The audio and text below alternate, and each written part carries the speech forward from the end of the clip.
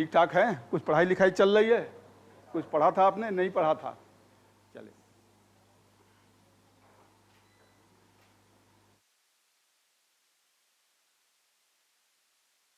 तो इस चले हम आज का वर्ड शुरू करते हैं।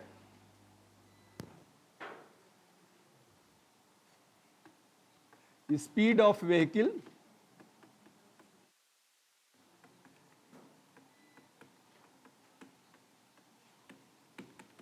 is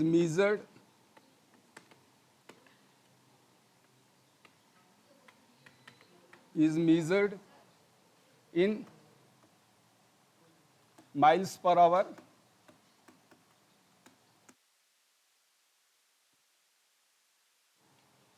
but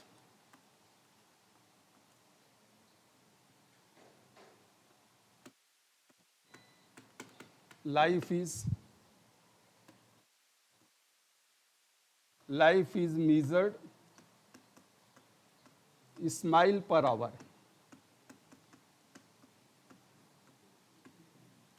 So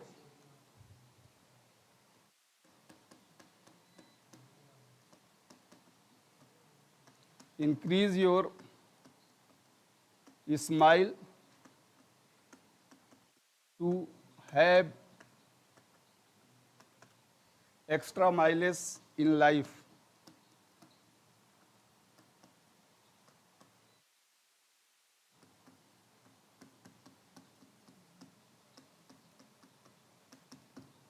थोड़ा सा बड़ा है, खैर कोई बात नहीं। Speed of vehicle is measured, ME है, कभी कोई छूट जाता है, MEA,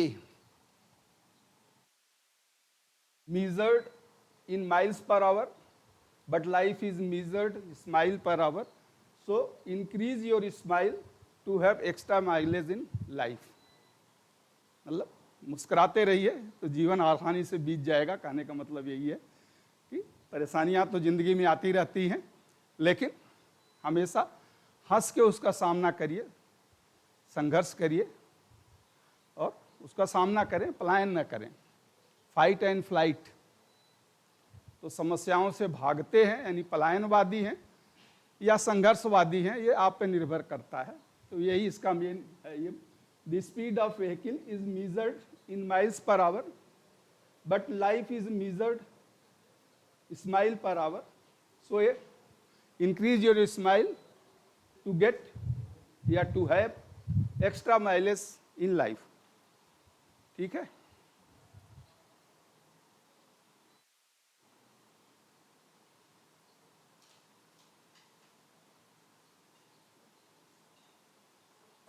ये ठीक है?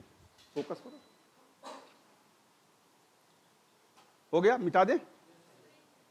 अच्छा, चलिए, कल हमने डिस्कस किया था functional trait and personality trait of the instructor, characteristics of the instructors. तो फंक्शनल ट्रेट में पहला था plan the course of instruction. अब plan the course of instructions में 2-3 पॉइंट्स मैंने आपको बताए थे, कुछ याद है उसमें? पहला पॉइंट क्या था? पीछे देखने लगे सभी, हैं?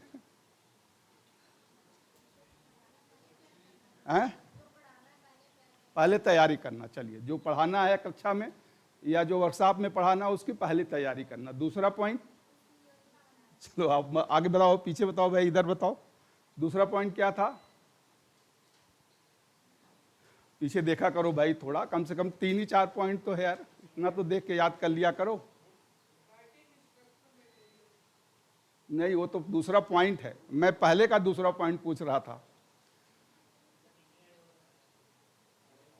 टीचिंग एड मैंने बताया 2 तरह के होते हैं। कौन कौन से 2 तरह के हैं? पहला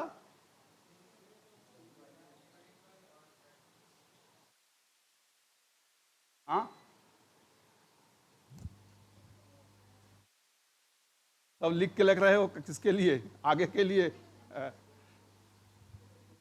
ऐसा नहीं कि यहीं पे काम आएगा, आप इसके बाद जहाँ भी एग्जाम देने जाओगे, आजकल जितने भी कॉम्पिटिटिव एग्जाम होते हैं, स्पेशली फॉर टीचर्स के लिए जो एलिजिबिलिटी टेस्ट होते हैं, सब में जनरल नॉलेज में ये सब आता है। केवल वोकेशनल में ही नहीं, एजुकेशनल में भी ये यूजफुल है। तो ऐसा नहीं है, पीछे का थोड़ा सा यार ध्यान रखो, क्योंकि फिर अगर आप नहीं बता पाओगे तो मुझे लगता है यार मेरा क्लास अच्छा नहीं है, तो मेरा भी एक मोटिवेशन जाएगा कि फिर जल्दी जल्दी ख़त्म कर लो। तो इसलिए पीछे का थोड़ा पढ़ो, थोड़ा सा ही। मैंने बताया था 2 तरह के होते हैं, pictorial object and concrete object.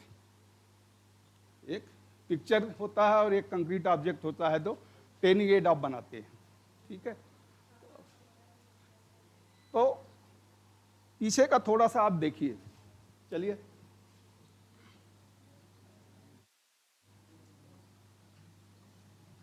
आज हम, कल ही मैंने बताया था आपको, आज हम रिस्पॉन्सिबिलिटी ऑफ इंस्ट्रक्टर्स,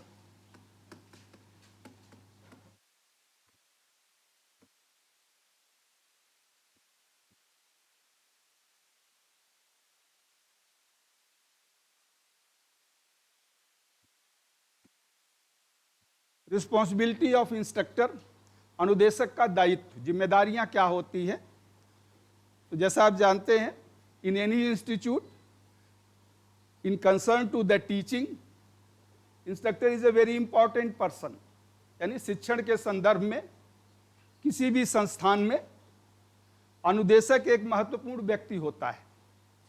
कोई भी शिक्षण संस्थान हो, उसका कार्य होता है कि वह अपने विद्यार्थियों को समुचित शिक्षण सामग्री समग्र तरीके से समय पर उपलब्ध कराए, और यही उस प्रशिक्षण संस्थान की प्रभावशीलता को भी दर्शाता है।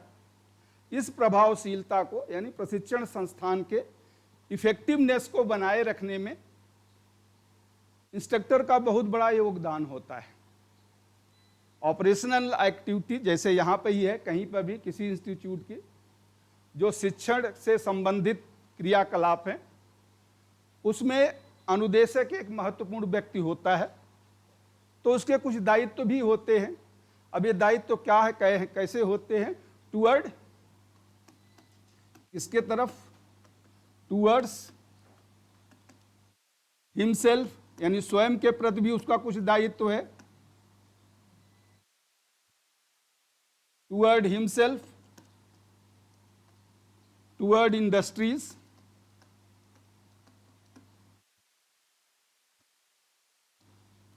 टूवर्ड्स लर्नर,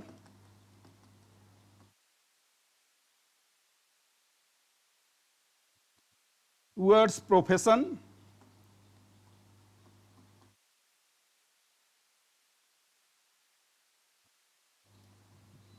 towards administration,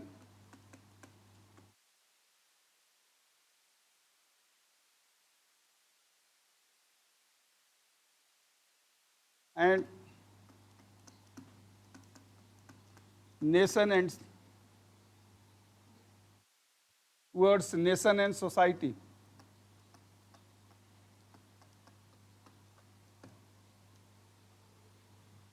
ये बहुत इंपॉर्टेंट है, अक्सर आपके ऑब्जेक्टिव में भी आता है कि रिस्पॉन्सिबिलिटी ऑफ द इंस्ट्रक्टर्स। तो ये जो 6 रिस्पॉन्सिबिलिटी हैं, इसको आप जरूर याद कर लें।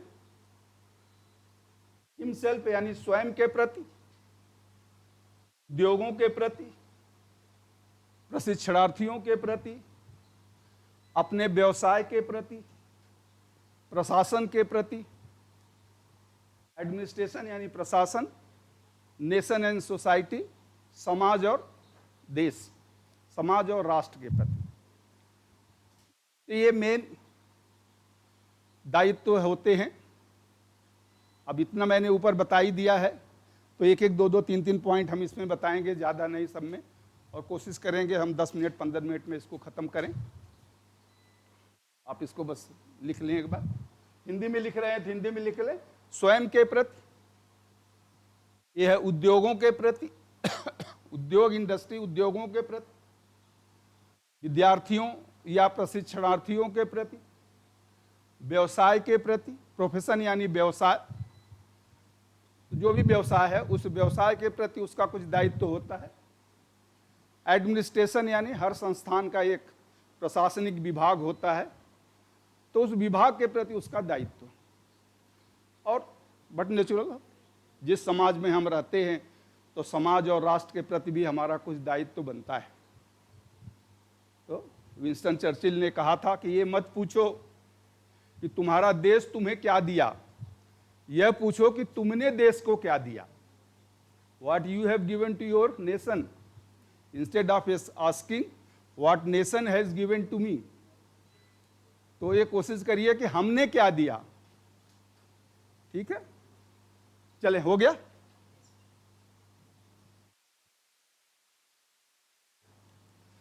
पहला है इसमें हिमसेल्फ।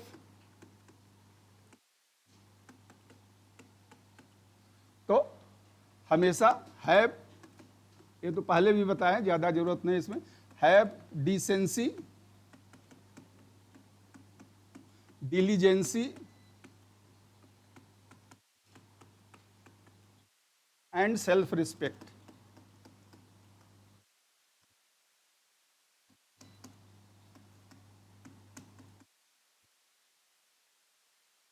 यानी अनुदेशक में एक डिसेंसी यानी सौम्यता, पहले मैंने बताया था इसको। डिलीजेंसी मतलब लगनशीलता, श्रम का भाव जिसे कहते हैं आप, और सेल्फ रेस्पेक्ट यानी स्वसम्मान, अपने प्रति लगनशीलता, सौम्यता और स्वसम्मान अवश्य होना चाहिए। अपना सम्मान आप करेंगे तभी आप दूसरों का सम्मान करें कि मेरे अंदर कुछ है, आई कैन डू इट, तो वो जरूरी है। Have self respect. दूसरा पॉइंट आप लिख लें, मेंटेन कॉर्डियल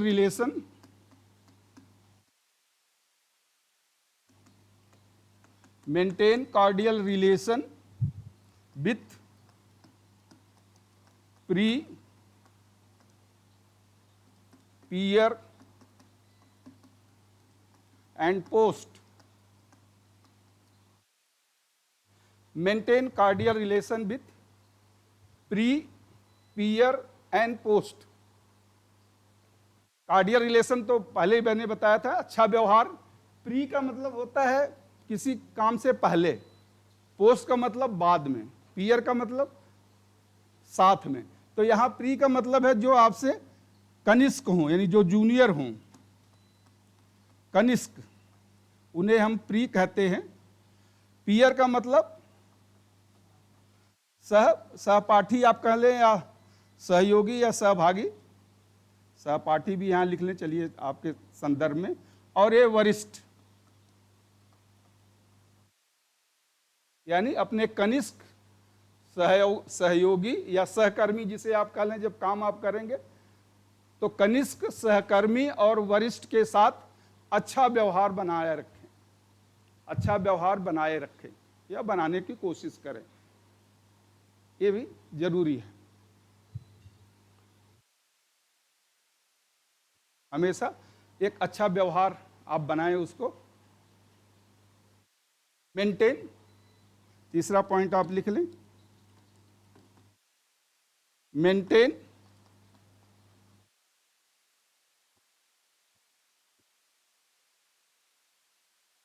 डिग्निटी।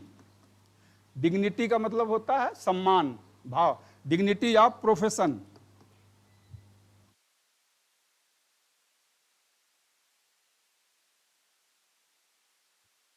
यानी जो आपका कार्य है उस कार्य का सम्मान करें या उसका सम्मान बनाए रखें। Maintain the dignity of profession.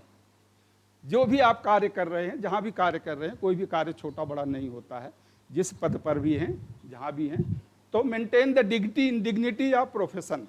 जो भी आपका कार्य है उस कार्य का सम्मान करें। कहने का अर्थ ये है कि उस कार्य का आप सम्मान जब आप करेंगे तो उसके प्रति आपको एक लगन का भाव स्वतः ही डेवलप होगा। तो ये 2-3 पॉइंट और भी बहुत हो सकते हैं। मैंने जो कैरेक्टरिस्टिक्स आपको बताया है, ट्रेड्स बताए हैं, रोल बताए हैं, क्वालिटीज बताए हैं, वो सब इसमें आता है, इसलिए हम ज़्यादा इसमें डिस्कस नहीं करेंगे। ठीक है, हो गया, आगे चलें।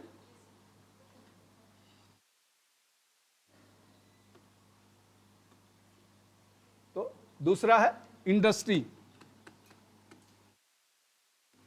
इंडस्ट्रीज के प्रति अनुदेशक का क्या कर्तव्य होता है? तो पहला तो यही है, मेंटेन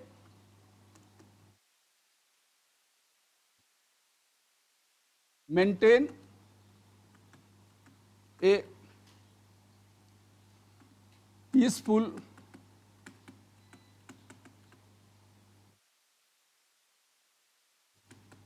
पीसफुल रिलेशन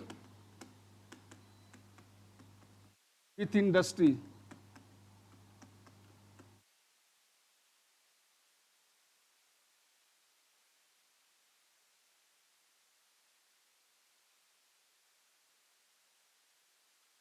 तो जो भी अगल बगल की इंडस्ट्री, उससे एक अच्छा संबंध बनाने की कोशिश करे अनुदेशक।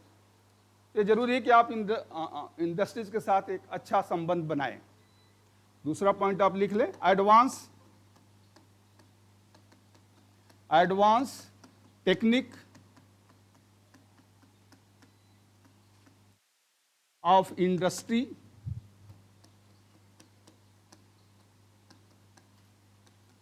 must be incorporated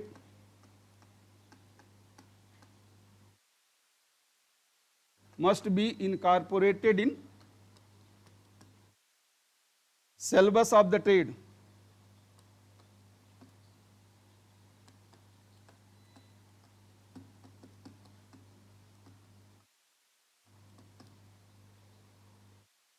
advance technique of industry must be incorporated, यानी सम्मिलित करना।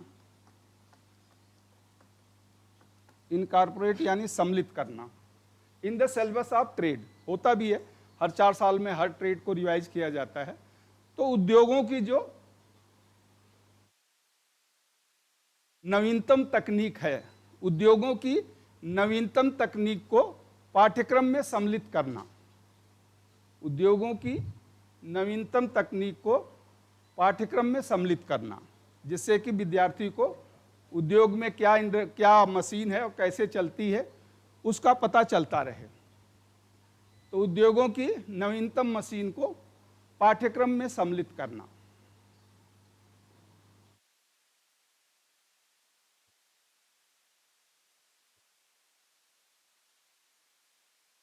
हो गया? हो गया? नहीं?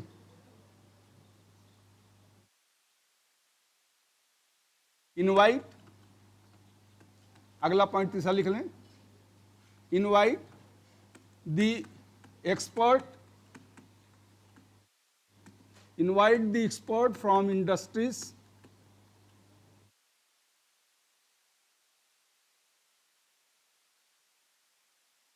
To conduct the classes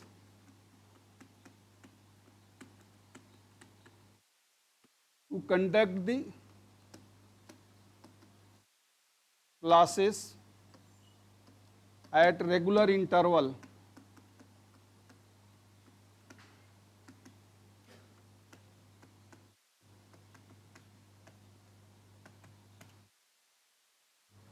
invite the expert from industries to conduct the classes at regular interval, यानी उद्योगों के विशेषज्ञ को नियमित अंतराल पर बुलाकर कक्षा संचालन के लिए कहना या आमंत्रित करना। उद्योगों के एक्सपर्ट को नियमित अंतराल पर बुलाकर कक्षा संचालन के लिए आमंत्रित करना, यानी थियरी और प्रैक्टिकल है जो उसको लेने के लिए आप उनको बुलाएं समय समय पर। तो उद्योगों के एक्सपर्ट को नियमित अंतराल पर बुलाकर कक्षा संचालन के लिए आमंत्रित करना। और भी पॉइंट्स हो सकते हैं, मैं 3 ही पॉइंट लिखाऊंगा, इसमें बहुत पॉइंट बन सकते हैं, आप अपने से देख लेंगे क्या हो सकता है। अगला हम चले, अगला क्या है? लर्नर के लिए तो लर्नर के लिए तभी तक बहुत कुछ बताया गया है, सब लर्नर के लिए ये था, जो कि इस रोल, रिस्पॉन्सिबिलिटी, क्वालिटीज, वो सब लर्नर के लिए ही था। बल सो प्रोवाइड कुछ भी फिर भी लिख दे, provide proper learning experience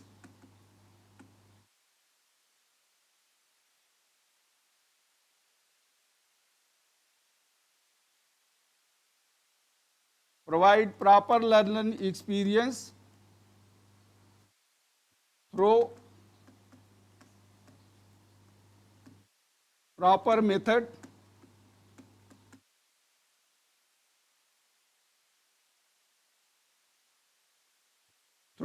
method to achieve learning objective.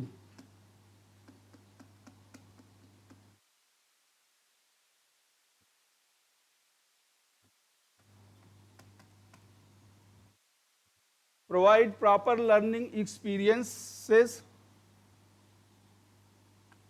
Provide proper learning experiences through proper method. D है ये, P नहीं है. Through proper method to achieve the learning objective. यानी provide proper learning experiences through proper method to achieve the learning objective. Her class का एक उद्देश्य होता है, उद्देश्य प्राप्त करना ही हमारा मुख्य लक्ष्य होता है। तो उचित, इसमें आप लिख ले, उचित सीखने का अनुभव, उचित सीखने का अनुभव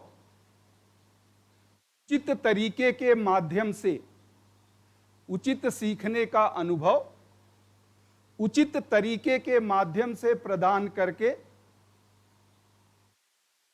सीखने के उद्देश्य को प्राप्त करना। उचित सीखने का अनुभव, लर्निंग एक्सपीरियंस, उचित सीखने के माध्यम से प्रदान करके सीखने के उद्देश्य को प्राप्त करना। प्रदान करके सीखने के उद्देश्य को प्राप्त करना।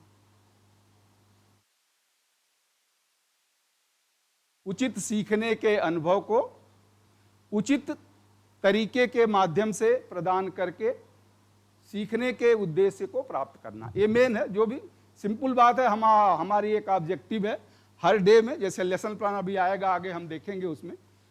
तो first and foremost thing objective होता है, चाहे आप 10 मिनट, 15 मिनट, 1 घंटे, 2 घंटे जो भी क्लास ले, तो टीचर को ये डिसाइड करना होता है कि आज मैं अगर आधा घंटे क्लास ले रहा हूं तो इस आधे घंटे में मेरा क्या ऑब्जेक्टिव है, क्या उद्देश्य पूर्ण होगा, सिलेबस का कितना भाग मैं कवर कर लूंगा, कौन सी दक्षता विद्यार्थियों को दे दूंगा, ज्ञान का कितना भाग मैं दे दूंगा, और फिर समापन पर उसका आकलन करना कि जो मैं सोच के आया था क्या दे सका, कर सका, नहीं तो क्यों, क्या कमी रही।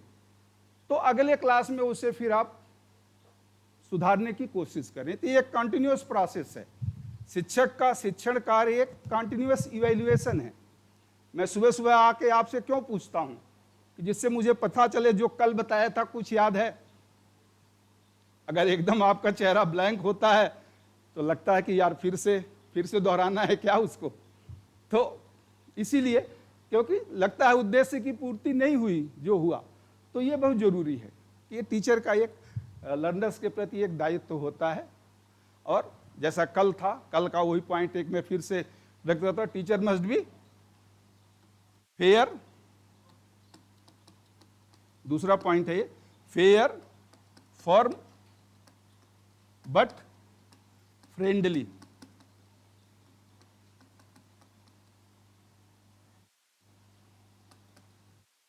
With learner.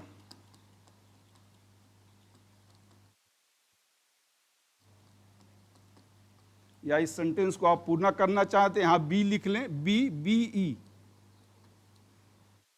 Fair, firm but friendly with learner. Be का मतलब रहिए, be fair, firm but friendly with the learner.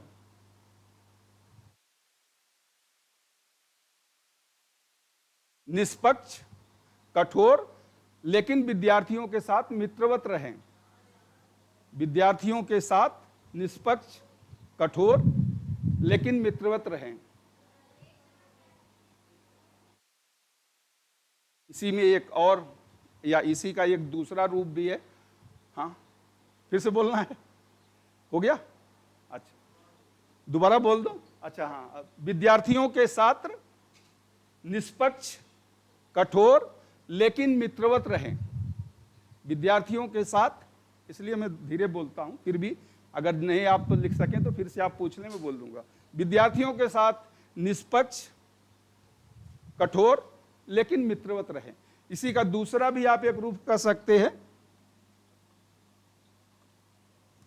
Isolate but do not insulate.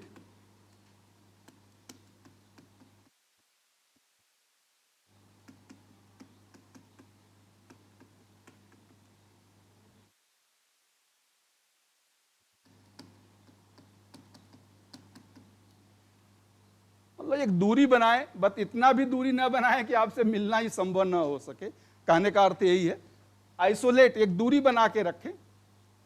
दो सहपाठी, आप विद्यार्थियों के सहपाठी नहीं हैं, आप शिक्षक हैं। तो शिक्षक की एक गरिमा होती है, तो उस गरिमा के अनुसार आपको एक थोड़ा सा उनसे एक गैप बना के तो रखना होता है, बट इतना भी गैप न हो जाए कि कोई आपसे मिल न सके, कोई आपसे बोल न सके, वो न हो। तो उससे इंसुलेट नहीं होना चाहिए। Isolate but do not insulate, उसका मतलब वही है। और जैसे ग्रेडिंग में, इवैल्यूएशन में काफ़ी प्रॉब्लम्स होती हैं, सेशनल मार्क्स में भी प्रॉब्लम्स होती हैं। तो क्या हुआ? अच्छा, तो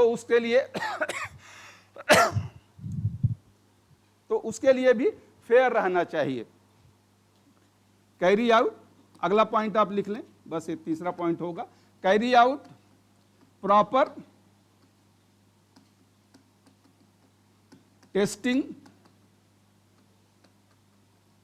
testing, evaluation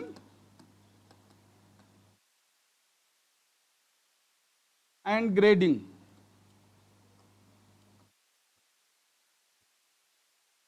of trainees.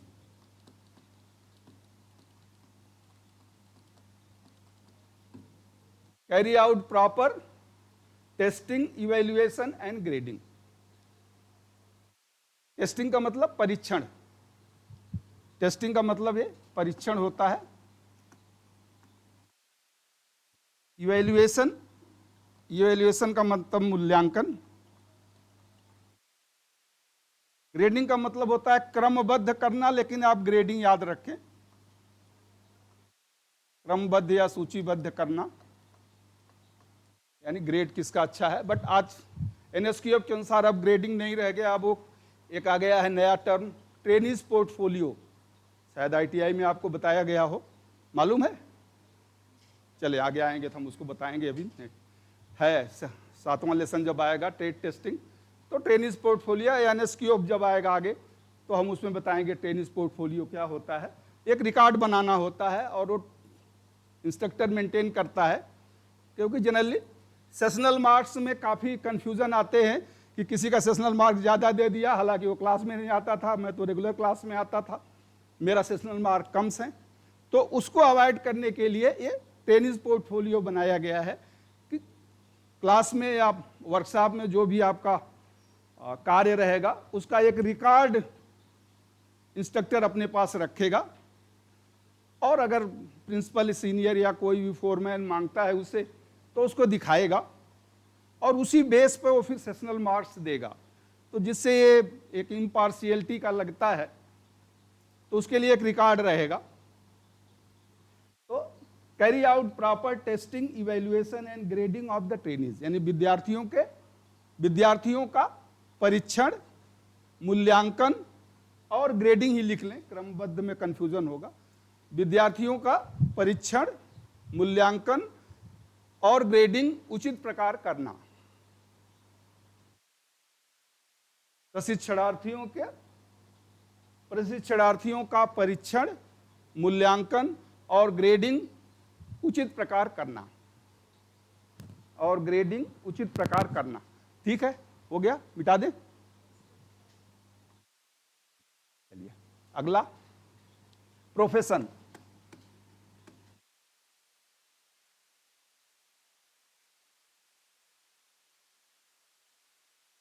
F है,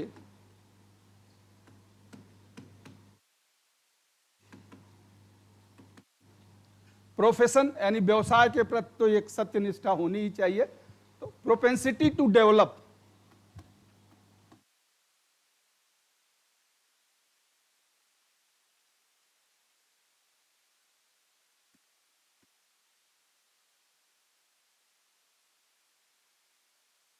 प्रोपेंसिटी का मतलब होता है चाहत। हिंदी पिक्चरों में कितने गाने आप सुनते होंगे, मेरी चाहत है, वो याद करेंगे तो बहुत गाने आपको याद आ जाएंगे। तो उस गानों पर मैं नहीं जाऊंगा, हम इस चाहत की बात करते हैं। प्रोपेंसिटी टू डेवलप यानी अपना विकास करने की एक चाहत होनी चाहिए, इच्छा होनी चाहिए, अपने विकास की इच्छा हो आप में। अब फिल्मी गाने की चाहत तो सबको है, बट अपने विकास की चाहत कितने लोगों की है? मैंने पहले दिन आपको बोला था, हिंदी या इंग्लिश का न्यूज़पेपर पढ़िए, हिंदी या इंग्लिश के कुछ वर्ड्स, किसी ने याद किया है 2-4 वर्ड्स?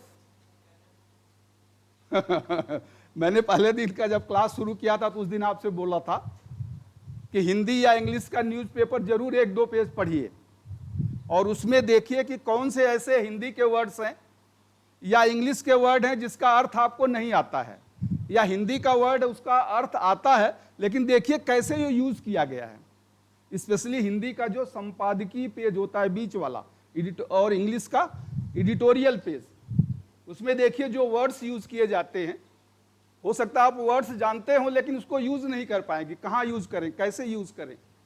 तो उसमें देखिए आपको मिल जाएगा सेंटेंस, तो उस सेंटेंस को लिख के देखिए कि अच्छा है। और जब आप बोलते हैं तो कोशिश करिए कि उसको आप कहीं ना कहीं घुमा के यूज करने, तो इससे आपका स्पीकिंग पावर बढ़ता है। तो यही तरीका होता है, बट किसी ने देखिए नहीं किया। मैंने फर्स्ट डे जब शुरू किया था वहां पे नीचे, तो पहले दिन यही बोला था कि आप अपने में कुछ न कुछ विकास करने, कुछ न कुछ नया, आज और कल में नया है। एक एक शब्द आप ढूंढेंगे कि एक शब्द मैं डेली याद करूंगा हिंदी या इंग्लिश का, तो 30 दिन में 30 शब्द हो जाएगा। तो 30 नहीं तो 20, 10, एक महीने में कम से कम 10 नया शब्द आ गया तब भी बहुत है। तो प्रोपेंसिटी टू डेवलप, एक विकास की इच्छा होनी चाहिए, और अनुदेशक में तो बहुत जरूरी है कि स्वयं के विकास की इच्छा उसमें कभी खत्म न हो, वो हमेशा उसका रहे, propensity to develop. Well adjusted,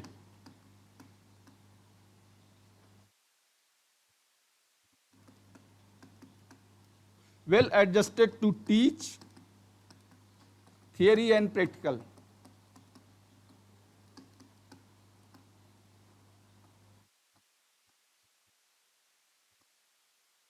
well adjusted to teach theory और practical, यानी थियरी और प्रैक्टिकल को अच्छी तरह से पढ़ाने में सक्षम हो, थियरी और प्रैक्टिकल को अच्छी तरह पढ़ाने में सक्षम हो।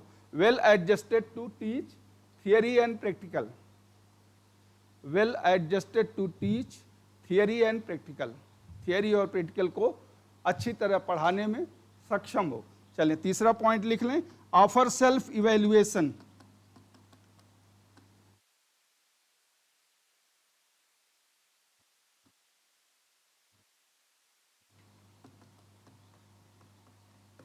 ऑफर, OFFER, ऑफर यानी ऑफर का मतलब देना होता है।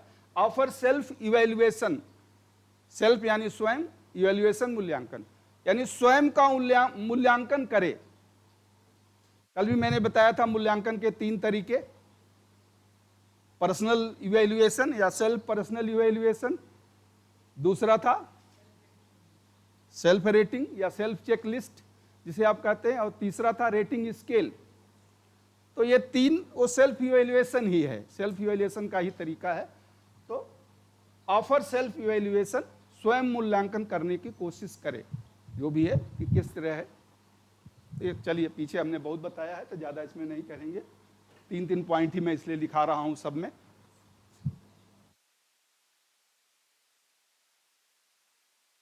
आगे क्या रह गया इसके बाद?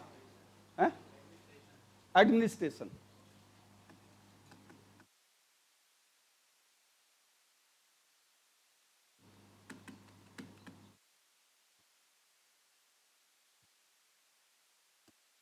Have cordial relation with administration.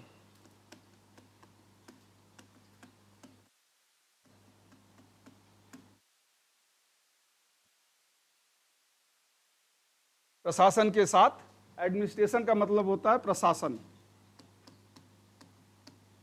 प्रशासन के साथ मधुर संबंध बनाए रखना, प्रशासन के साथ मधुर संबंध बनाए रखना। Have cordial relation with the administration, प्रशासन के साथ मधुर संबंध बनाए रखना।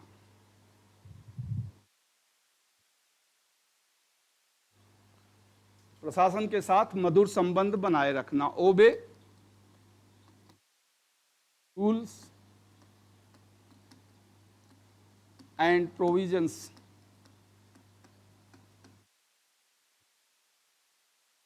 प्रोविजन का मतलब होता है प्रावधान,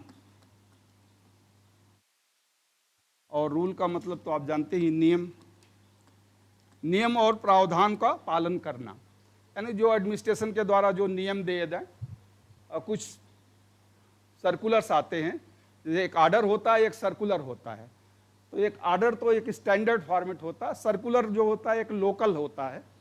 तो उसी तरह से प्रोविजंस एंड रूल्स, तो नियम और प्रावधान का पालन करना, नियम और प्रावधान का पालन करना।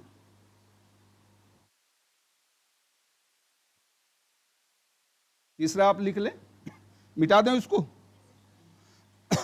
इंटरप्रेट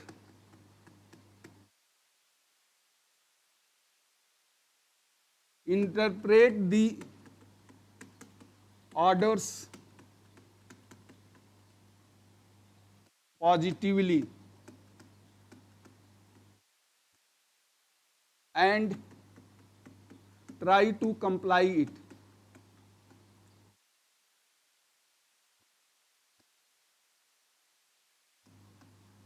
इंटरप्रेट यानी व्याख्या करना,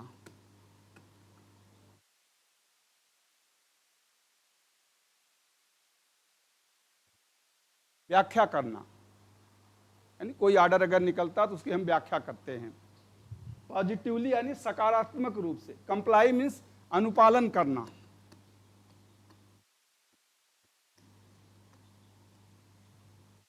तो किसी भी आदेश की सकारात्मक व्याख्या करना, किसी भी आदेश का, या कि जो लिख लें, किसी भी आदेश का सकारात्मक व्याख्या करना और उसका अनुपालन करना, किसी भी आदेश का सकारात्मक व्याख्या करना और अनुपालन करना। तो जो भी एडमिनिस्ट्रेशंस के आर्डर्स हैं, कभी कभी लोग निगेटिव भी सोचते हैं ऐसा आर्डर क्यों है, हो सकता है कुछ परेशानियां हो सकता है कि नहीं सबको 9 बजे आना है, अब जो लेट कमर्स है उनके लिए तो परेशानी होगी, तो बट ठीक है, अनुदेशक को हमेशा समय पर तो आना ही होता है, तो इसलिए वो उसका पॉजिटिव इंटरप्रिटेशन करे और कोशिश करे कि वो उसका पालन भी करे, अनुपालन भी करे। चलिए अगला क्या है? तो नेशन, अच्छा लास्ट हो गया, nation and society.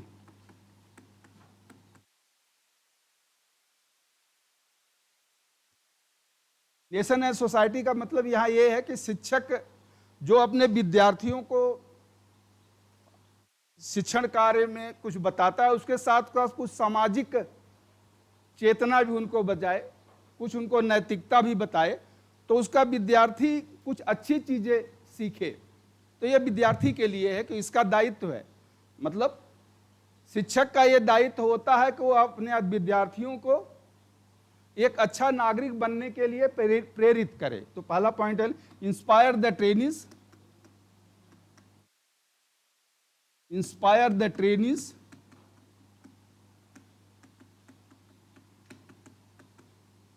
To become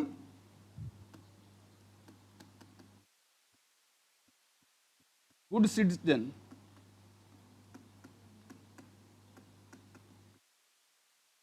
inspire the trainee to become good citizen. विद्यार्थियों को अच्छा नागरिक बनने के लिए उत्साहित करना। विद्यार्थियों को अच्छा नागरिक बनने के लिए उत्साहित करना।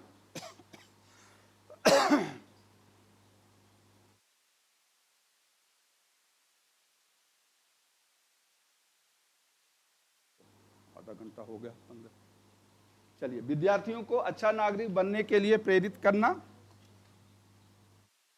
करेक्ट देयर, अगला पॉइंट आप लिख लें, करेक्ट देयर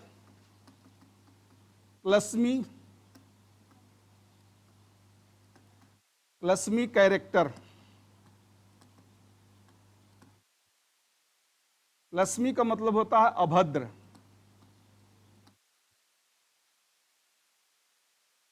करेक्ट देयर क्लस्मी यानी अभद्र चरित्र या व्यवहार को दूर करने की कोशिश करें, करेक्ट करने की कोशिश करें। अभद्र चरित्र या व्यवहार में सुधार करने की कोशिश करें।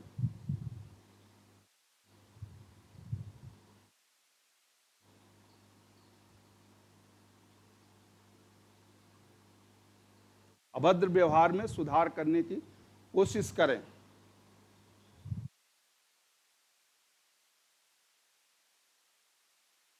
मिटा दें, हो गया। चलिए एक पॉइंट और लिख लें इसमें, इसको खत्म करते हैं। Let them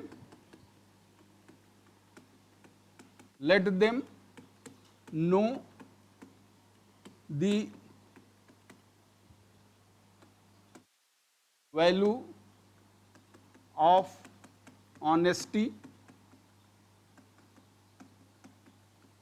and morality. Morality का मतलब होता है नैतिकता,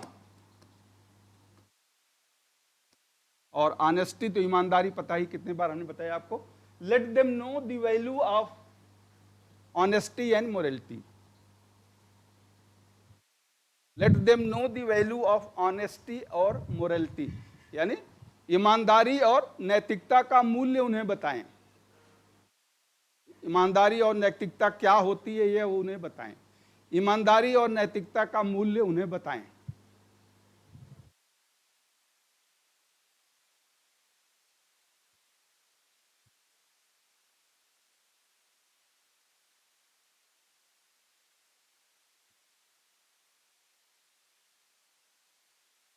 ठीक है, तो ये खत्म हुआ आपका role, responsibility, traits, characteristics, qualities, requisite, prerequisite of a good instructors. तो ये जितनी क्वालिटीज हैं, मैंने बहुत कुछ बताया आपको। अब उसमें से कितनी क्वालिटीज आप अपने में डेवलप करते हैं, अब ये आपके ऊपर है। ये उसको कितना आप डेवलप करते हैं, हमें जो देना था हमने आपको दे दिया। अब चलें, अगला हमारा पॉइंट्स है MSD, ministry of skill development and entrepreneurship. इसका परिचय, एक संक्षिप्त परिचय कि क्या है मिनिस्ट्री, क्या क्या इसके डिपार्टमेंट्स हैं, क्या इसके फंक्शंस हैं, क्या कार्य होता है। तो रोल एंड रिस्पॉन्सिबिलिटी इस मिनिस्ट्री का क्या है, तो इस पर एक शॉर्ट में हम डिस्कस करेंगे। तो ministry of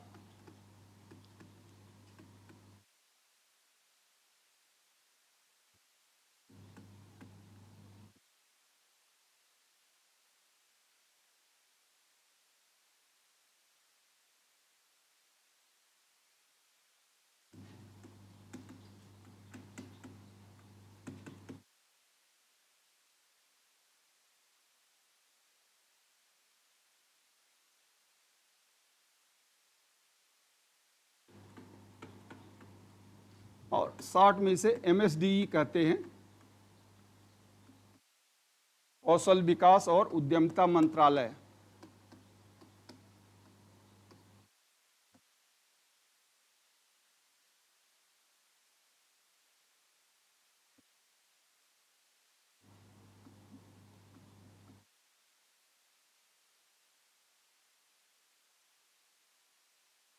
MSDE, ministry of skill development and entrepreneurship, entrepreneurship यानी उद्यमिता या उद्यमशीलता भी कहीं कहीं आप देखेंगे तो, लेकिन हमारे मंत्रालय में उद्यमिता ही लिखा जाता है तो उद्यमिता ही हम कहेंगे इसको। शॉर्ट में इसे MSDE कहते हैं, ministry of skill development and entrepreneurship, कौशल विकास और उद्यमिता मंत्रालय, कौशल विकास और उद्यमिता मंत्रालय। ठीक है, तो मंत्रालय कब बना, कैसे बना, क्यों बना, उस पर हम थोड़ा सा शॉर्ट में डिस्कस करेंगे और जहां आपको डाउट हो आप पूछ सकते हैं। एक जनरल इन्फॉर्मेशन है, इतना डिटेल्स में नहीं है, बट ये है कि आपके एग्जाम में भी आता है, कहीं आप इंटरव्यू में भी जाएंगे तो कोई पूछ सकता है MSDE क्या है, क्या क्या डिपार्टमेंट्स है, क्या काम करता है, तो इसलिए थोड़ा आपको इस पर नॉलेज होना चाहिए। मिनिस्ट्री क्यों बनी, पहले हम इसी पे आते हैं कि क्या इसकी ज़रूरत पड़ी, जबकि और मिनिस्ट्री तो थी ही, स्किल के प्रोग्राम्स भी चलते थे, तो क्यों बनी। आप जानते हैं कि India is a country of demographic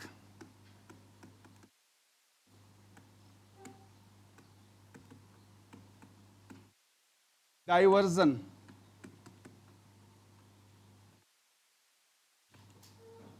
demographic diversion, India is a country of demographic diversion. Demographic का मतलब जनसंख्या, जनसांख्यिकी,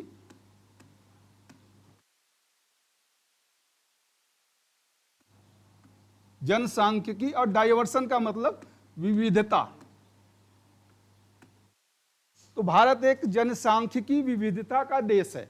India is a country of demographic diversion, ये तो ठीक है, सब जानते हैं, लेकिन इसमें आगे महत्वपूर्ण क्या है कि देयर आर 54% ऑफ पॉपुलेशन, मैं शॉर्ट में लिख रहा हूं, आप हिंदी में जो बोल रहा हूं अगर आप लिखना तो सेंटेंस बना लेंगे। 54% of the populations are about 25 years of age group,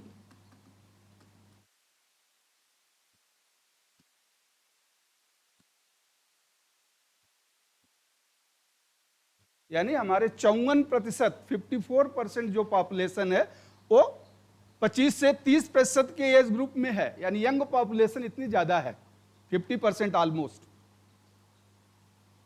अब ये 25 से 30% के आसपास है, means 54%। India is a country of demographic diversion where 54% of population are about 25 year of age group, यानी 25 से 30 आप कह लें के आसपास के एज ग्रुप के ऑलमोस्ट 54% लोग हैं।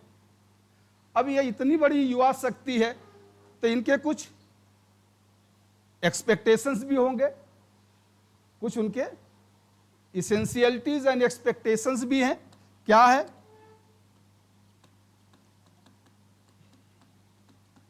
They have their essentiality and expectations.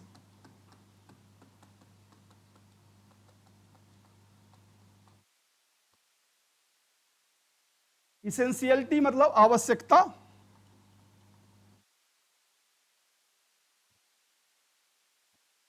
और एक्सपेक्टेशन का मतलब उम्मीदें, आकांक्षा।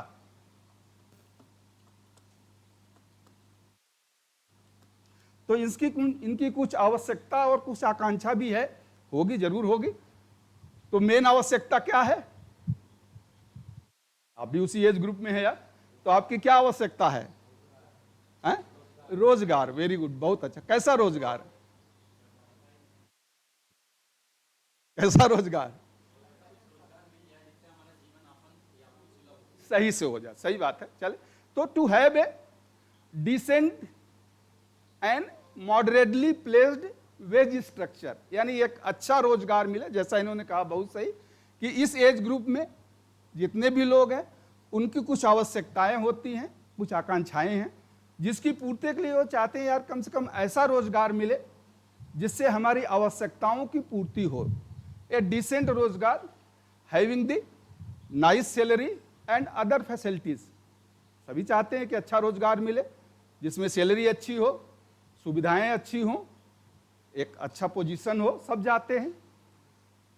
ये तो पहली बात हो गई। लेकिन जो नियोक्ता हैं, जो एम्प्लॉयर्स हैं, उनकी भी कुछ आवश्यकता होगी जो आपको रोजगार देगा। भाई ये तो आपकी आवश्यकता हो गई ना कि आपको ऐसा रोजगार चाहिए, लेकिन जो रोजगार देने वाला है उसकी भी कुछ आवश्यकता होगी। तो उसकी क्या आवश्यकता है? हाँ जी, नहीं यार ऐसा नहीं है। आजकल देखिए प्राइवेट में भी आप जाएं, जो आईटी सेक्टर में अच्छे अच्छे और 40, 50, 60 लाख के पैकेज आपको इंडिया में मिल रहा है बंगलौर में। ठीक है, वो कम है उनकी संख्या। और जो लोकल इंडस्ट्रीज हैं, ठीक है, वहाँ थोड़ा होता है एक्सप्लॉयटेशन, आप जो कह रहे हैं गलत नहीं है, बट हर जगह वैसा नहीं है। अगर आप में है तो जो नियोक्ता है, जो एम्प्लॉयर्स है, वो क्या चाहता है? High qualification.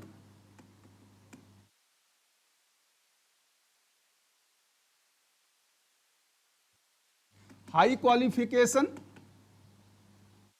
Well skilled,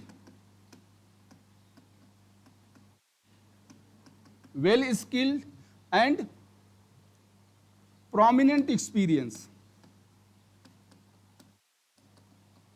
prominent in experience, ये उसका 3 रिक्वायरमेंट है। हाई क्वालिफिकेशन यानी उच्च शिक्षा उसमें हो, एक दक्षता यानी कौशल, उच्च श्रेणी का कौशल हो, और प्रोमिनेंट एक्सपीरियंस यानी एक अनुभव अच्छा उसमें हो। क्यों ये चाहता है? जिससे उसको ट्रेनिंग में इन्वेस्ट ना करना पड़े, सीधा व्यक्ति को इनरोल करे और काम पे लगा दे। कोई भी ऑर्गेनाइजेशन गवर्नमेंट को छोड़ दे, बट गवर्नमेंट में तो केवल 30% जॉब है, 70% तो प्राइवेट ऑर्गेनाइजेशंस में है। तो हम प्राइवेट ऑर्गेनाइजेशंस के व्यूज़ को लेके चलेंगे, यहाँ डिस्कस करेंगे। गवर्नमेंट में भी है जॉब, ऐसी नहीं है, बट जितनी हमारी पॉपुलेशन है उस हिसाब से 70% आज भी प्राइवेट सेक्टर ही जॉब देता है, 70 to 75%। तो उनका रिक्वायरमेंट है the person should be highly qualified, well skilled and having the proper experience of the respective job or the trade, so that they are not compelled to invest in his training and directly put him on the job। वो ये नहीं चाहते कि जो भी व्यक्ति मेरे पास या मेरी इंडस्ट्रीज में आए उसको मैं 1 साल या 2 साल या 6 महीने की ट्रेनिंग दूं, तो ट्रेनिंग में कुछ खर्चा लगेगा, तो ओवरलोड हटाने के लिए वो चाहता है कि मैं। तो 2 चीजें यहां हो गई, एक तो एम्प्लॉयर और एक एम्प्लॉई, नियोक्ता और रोजगार मांगने वाले जो हैं, तो उसके अभिलाषी।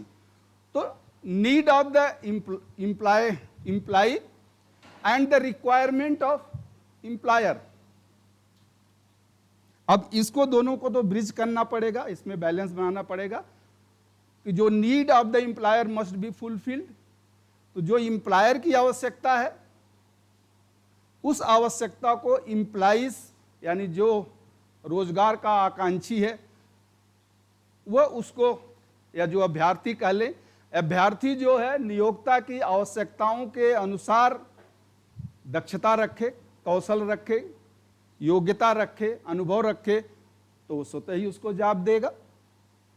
तो to fulfill the need and expectations of employer and employee, to fulfill the need and expectation of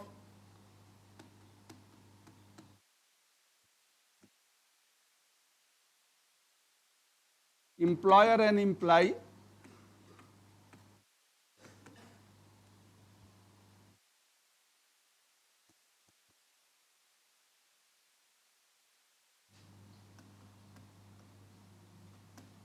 employer and employee, an atmosphere is created for skill development,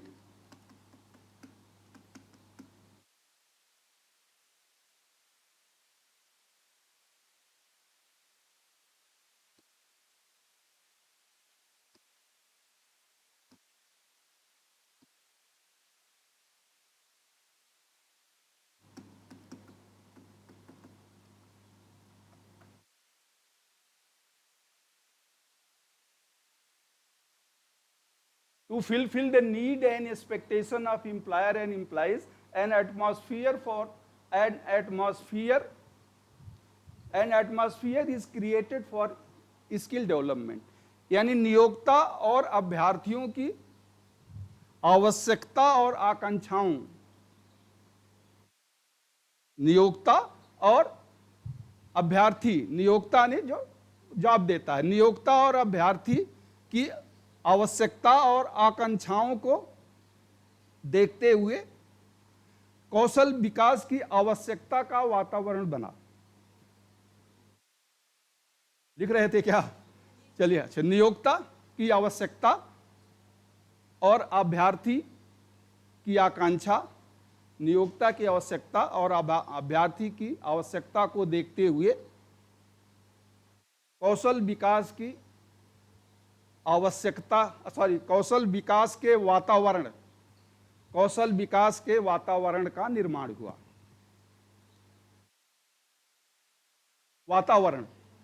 कौशल विकास के वातावरण का निर्माण हुआ। अब आप देखें, इसलिए जो एक तरह से जो 25 एज ग्रुप के हैं, ये एक तरह से देश के लिए एक कहें कि हम कहते हैं कि जनसंख्या हमारा एक बोझ है, लेकिन दूसरे तरफ से देखें तो एक असेट भी है। चाइना के डेवलपमेंट में देखिए, चाइना इतना ऊपर क्यों गया? उसकी पॉपुलेशन इतनी ज़्यादा थी और उस पॉपुलेशन के एक अच्छा स्किल डेवलपमेंट का इन्वायरमेंट्स मिला।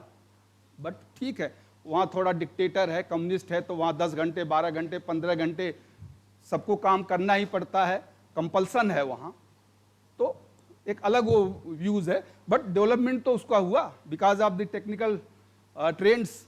तो उसीलिए एक तरह से हमारे पॉपुलेशन से हमारे लिए एक असेट्स हैं। These are the dividend for the nation. तो कंसिडरिंग दिस असेट कि ये जो हमारी पॉपुलेशन है, इतनी यंग पॉपुलेशन, ये हमारे लिए एक लाभांश है। तो इस लाभांश को, इस डिवाइडेंड को कैश करने के लिए भारत सरकार ने एक अलग डिपार्टमेंट की स्थापना किया ऑन 30 जुलाई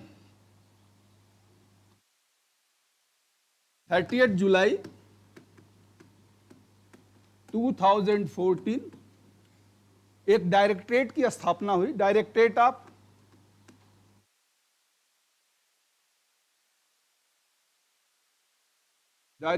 ऑफ वही skill development and entrepreneurship.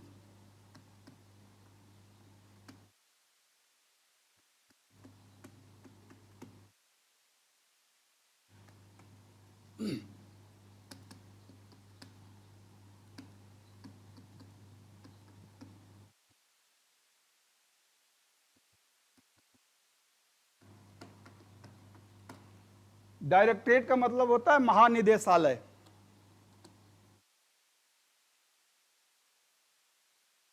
Delhi में जितने भी हैं वहाँ महानिदेशालय, एक महानिदेशालय के अंदर अलग अलग डायरेक्टर्स होते हैं, अलग अलग डिपार्टमेंट्स होता है, निदेशालय होता है। तो एक कौशल विकास और उद्यमिता महानिदेशालय का निर्माण किया गया, यानी एक सृजन किया गया, नया बनाया गया 30 जुलाई 2014 को।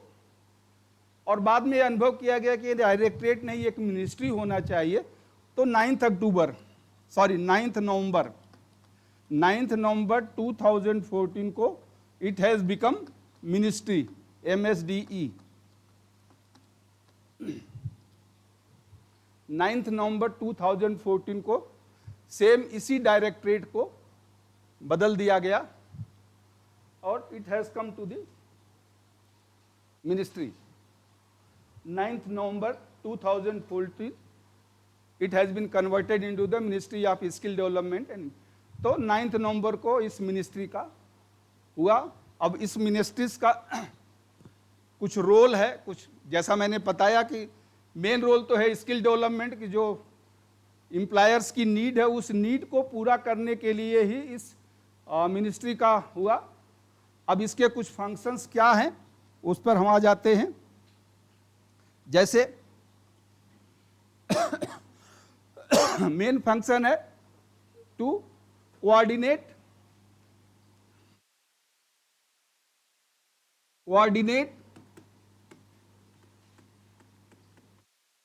Coordinate with all skill and vocational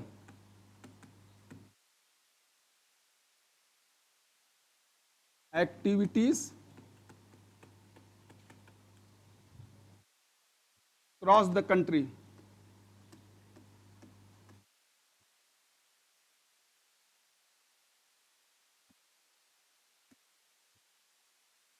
मतलब पूरे देश में व्यावसायिक प्रशिक्षण और कौशल के जो भी कार्यक्रम हैं उस सब का मार्ग निर्देशन यही मंत्रालय करेगा। पूरे देश में व्यावसायिक प्रशिक्षण और दक्षता, स्किल एंड वोकेशनल एक्टिविटीज, यानी व्यावसायिक और कौशल से संबंधित जो भी कार्यक्रम होंगे उन सब का मार्गदर्शन ये मिनिस्ट्री ही करेगी, ये मिनिस्ट्री ही करेगी। ये तो मेन काम इसका था। दूसरा काम था ब्रिज द बैलेंस, ये मेन है, ब्रिज द बैलेंस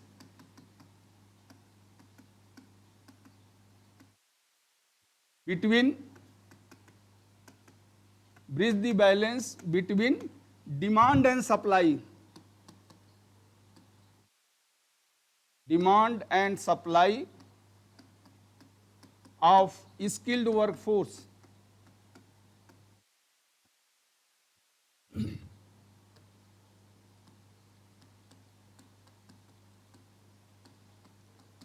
ये मेन फंक्शन इसका है, bridge the balance between demand and supply of skilled workforce, यानी जो उद्योगों को आवश्यकता है, ब्रिज ब्रिज द बैलेंस, यानी जो सप्लाई और डिमांड, जो उद्योग चाहते हैं, जो कौशल उद्योग चाहते हैं, वह कौशल प्रशिक्षण के माध्यम से पूरा करके अभ्यर्थियों में उस कौशल को देना, अभ्यर्थियों में उस कौशल का निर्माण करना जिससे कि जो गैप है कि इंडस्ट्रीज को क्या स्किल चाहिए और जो हम ट्रेनिंग इंस्टीट्यूट ट्रेनिंग दे रहे हैं, स्किल ट्रेनिंग दे रहे हैं, क्या उसमें मैच है, यानी एक गैप है, तो इस गैप को भरना है। बैलेंस द ब्रिज, उसका मतलब ये हुआ कि उस जो गैप है उसको, जैसे नदी पर पुल बना देते हैं तो आप इधर से उधर जा सकते हैं, उसी तरह से बैलेंस द ब्रिज का मतलब हुआ कि जो उद्योगों की कौशल की आवश्यकता है, क्या उस आवश्यकता के अनुसार हम वोकेशनल इंस्टीट्यूट में ट्रेनिंग दे रहे हैं, अगर नहीं दे रहे हैं तो क्या कमी है उसको पूरा करना। और ये काम इस मिनिस्ट्री का है। एनएसडीसी है, इसमें ट्रेनिंग प्रोवाइडर्स हैं, अलग अलग इंस्टीट्यूट्स बने हैं, अलग अलग काम है लोगों का। तो मेन मंत्रालय का काम है कि उद्योगों और प्रशिक्षण संस्थानों के बीच जो कौशल की कमी है उसको पूरा करना। उद्योगों और प्रशिक्षण संस्थानों के बीच जो कौशल की कमी है उसको पूरा करना, ब्रिज करना, बैलेंस द ब्रिज।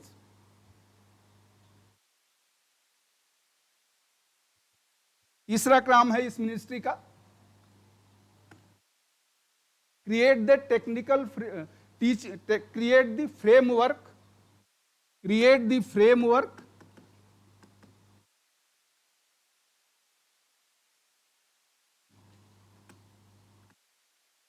फ्रेमवर्क का मतलब संरचना, क्रिएट द फ्रेमवर्क, संरचना किसके लिए? Vocational and skill training, vocational and skill based training,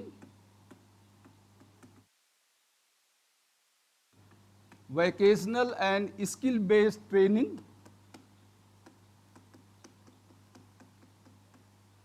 across the country।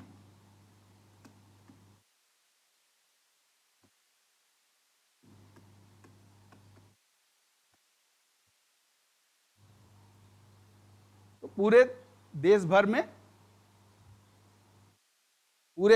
में कौशल और व्यावसायिक प्रशिक्षण के लिए संरचना बनाना, यानी ट्रेनिंग इंस्टीट्यूट खोलना, नए नए ट्रेनिंग वोकेशनल और स्किल ट्रेनिंग इंस्टीट्यूट खोलना, मतलब पूरे देश में कौशल आधारित या वोकेशनल आधारित प्रशिक्षण संस्थानों को खोलना, जिसमें एडवांस प्रशिक्षण दिया जाए। देखिए आजकल स्किल सेंटर्स हैं, DDU-GKY है, PMKY है, ये सब इसी मिनिस्ट्री के पार्ट्स हैं।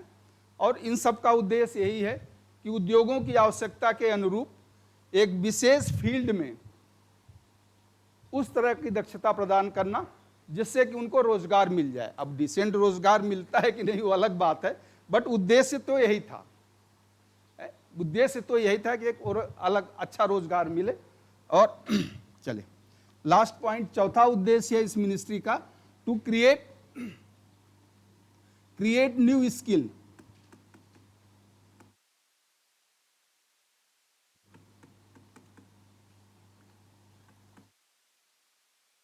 क्रिएट न्यू स्किल यानी नई दक्षता का सृजन, and innovative thinking.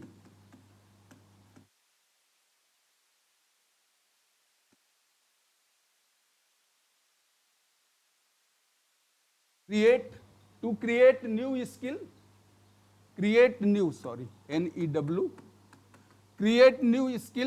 And innovative means कुछ नयापन, नई सोच। Create new skill and innovative, अन्वेषणात्मक, कुछ अन्वेष करना, कुछ अनुसंधान करना, और अनुसंधान करके नई सोच का विकास करना। तो create new skill and innovative thinking for current and emerging job.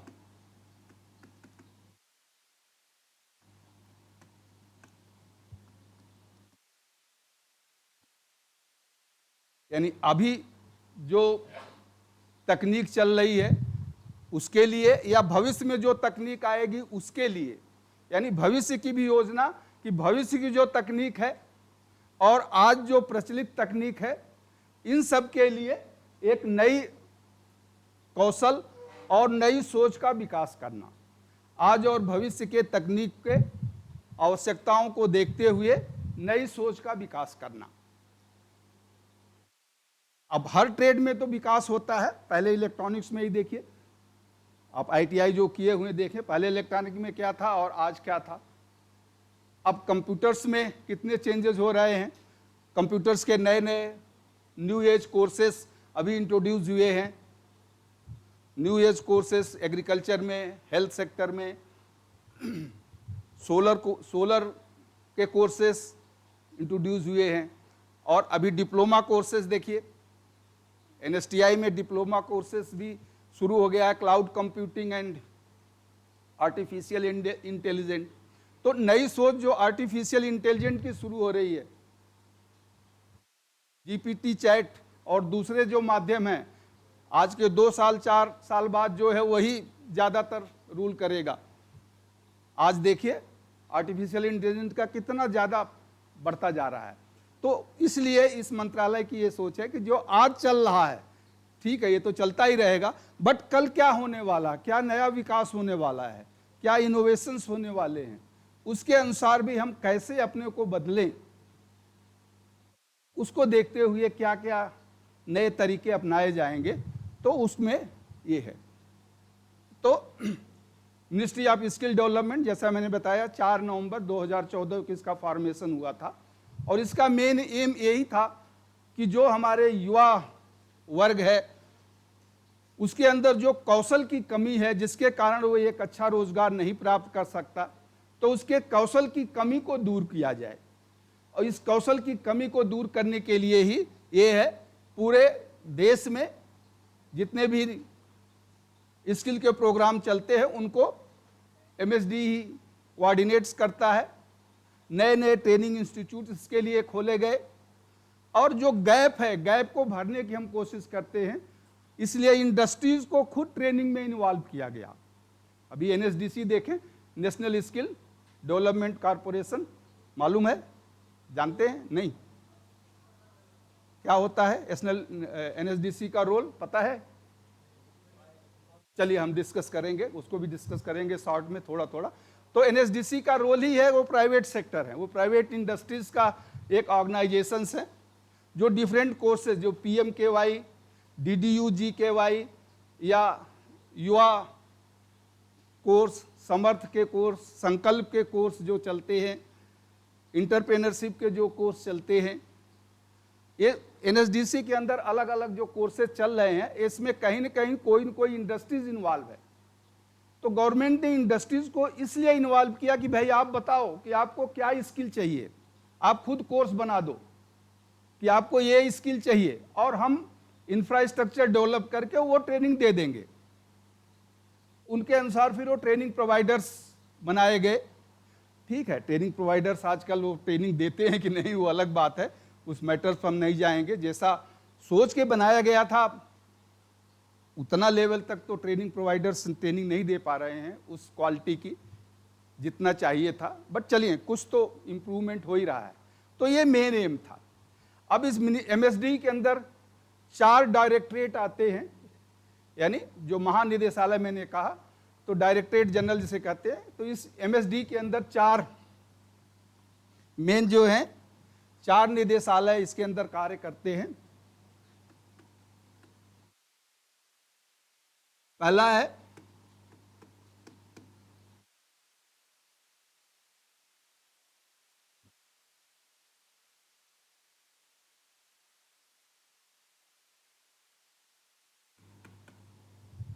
Directorate general of training,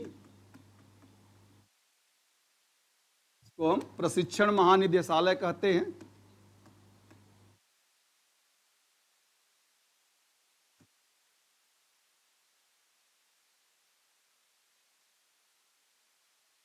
प्रशिक्षण महानिदेशालय या शॉर्ट में इसे DGT, ये जितने भी NSTI हैं DGT के अंदर ही आते हैं। प्रशिक्षण डायरेक्टरेट जनरल ऑफ ट्रेनिंग, प्रशिक्षण महानिदेशालय या शॉर्ट में DGT। दूसरा है NSDC, national skill development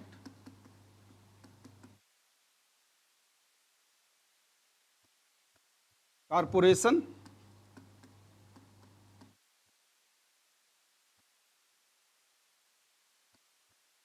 NSDC,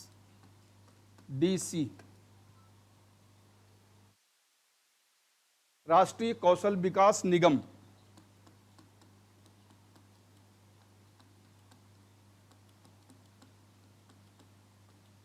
राष्ट्रीय इधर से होना चाहिए, कौशल विकास निगम।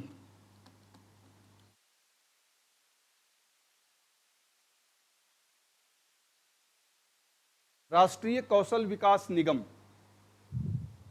राष्ट्रीय इधर से होना चाहिए एक्चुअली ऐसे।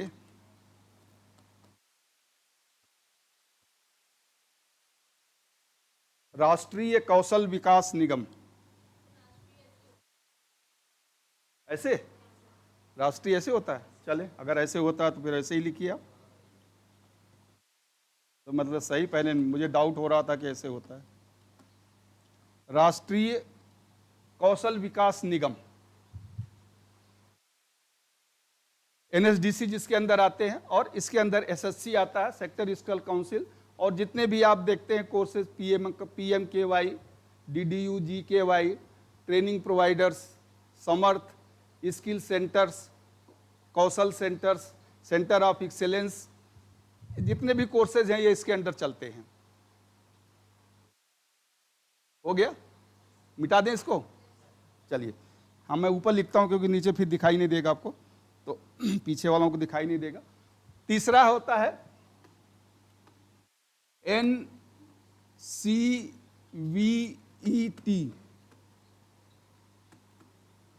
National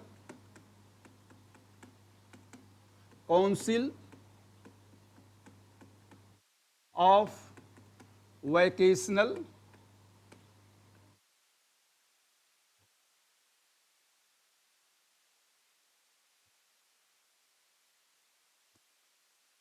and educational training.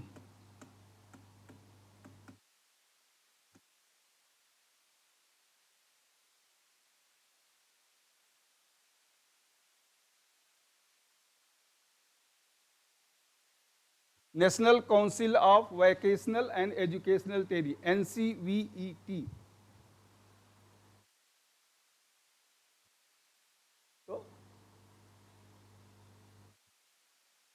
व्यवसायिक व शैक्षणिक प्रशिक्षण राष्ट्रीय राष्ट्रीय व्यवसायिक व शैक्षणिक परिषद।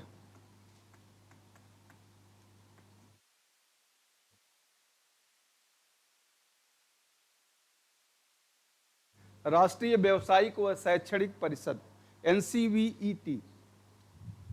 जो ITI में पढ़े होंगे, पहले NCVT हुआ करता था, national council of vocational training. तो NCVT में अब ये जुड़ गया, अब उसको एजुकेशन भी उसमें आ गया। अब ये NC हम आएंगे जब उस पर डिस्कस करेंगे। वो पहले DGT में हुआ करता था, NCVT DGT के अंदर था, लेकिन अब वो मिनिस्ट्री के अंदर आ गया है और उसका नाम हो गया है NCVET। NCVET अब इसका नाम हो गया है। ठीक है, कोई डाउट इसमें? चौथा, डायरेक्टरेट ऑफ इंटरप्रेन्योरशिप।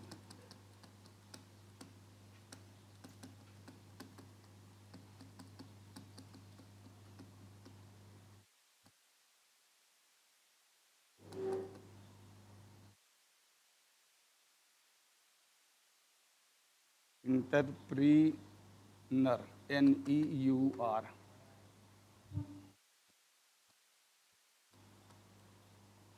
उद्यमिता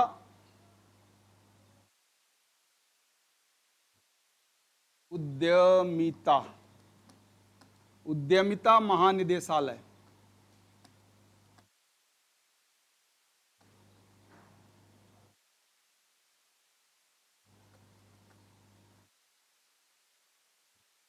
उद्यमिता महानिदेशालय, उद्यमिता महानिदेशालय, डायरेक्टरेट ऑफ इंटरप्रेन्योरशिप, उद्यमिता महानिदेशालय।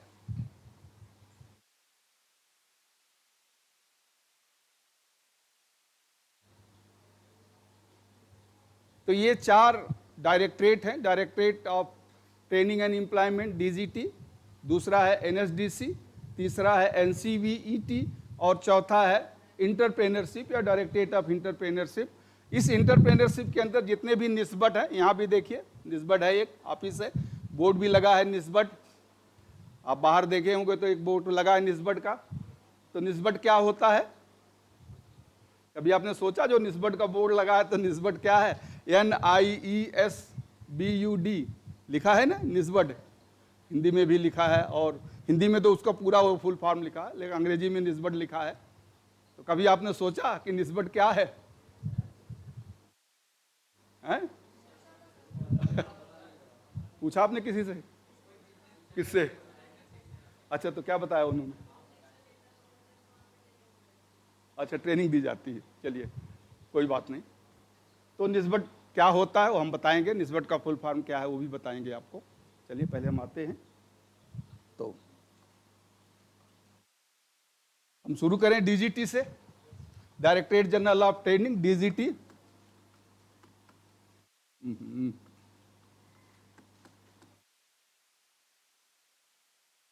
डायरेक्टरेट जनरल ऑफ ट्रेनिंग या प्रशिक्षण महानिदेशालय इसे कहते हैं। तो ये शुरू कैसे हुआ, थोड़ा सा ब्रीफ हिस्ट्री, लिखने की जरूरत भी नहीं है, मैं ऐसे बता देता हूं जिससे आपको पता चल जाएगा। तो ये शुरू हुआ था DG, director general of employment, sorry, DGR&E, director general of resettlement and employment.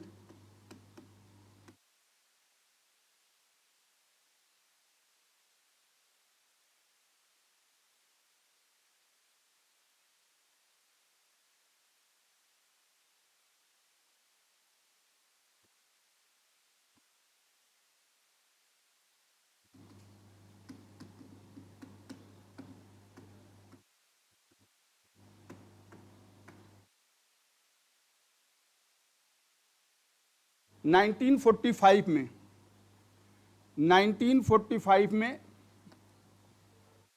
Year 1945 में इस महानिदेशालय का गठन हुआ था और इसे कहते थे directorate general of resettlement and employment, पुनर्गठन व रोजगार महानिदेशालय। रीसेटलमेंट यानी पुनर्गठन, पुनर्गठन व रोजगार महानिदेशालय इसे कहते थे। अब मैं मेन पॉइंट्स लिख दूंगा, पूरा लिखने लगेंगे तो बहुत टाइम जाएगा।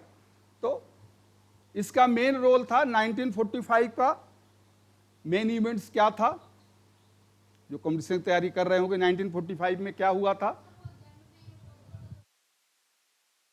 हाँ, वर्ल्ड वॉर सेकंड के बाद तो किसका पुनर्गठन करना था, from the defence disabled defence personal, जो डिसेबल्ड हैं,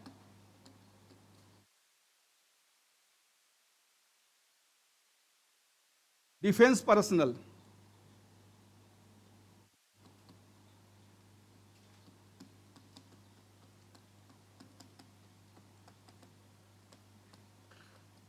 यानी उस समय इंडिया से भी हमारे सेकंड वर्ल्ड वॉर में अंग्रेजों की तरफ से लड़ने के लिए गए थे, तो जो वहां से डिसेबल्ड हो गए या सेना से डिस्चार्ज हो गए, अब वो कार्य करने के लायक नहीं है, तो उनका कहीं न कहीं पुनर्वास करने के लिए, और कुछ सिविलियन भी उस वार में गए थे, जिसे हम कहते हैं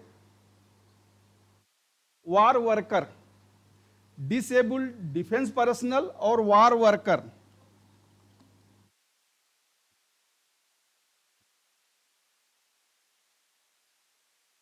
जो कुछ वार वर्कर्स थे, डिसेबल्ड यानी जो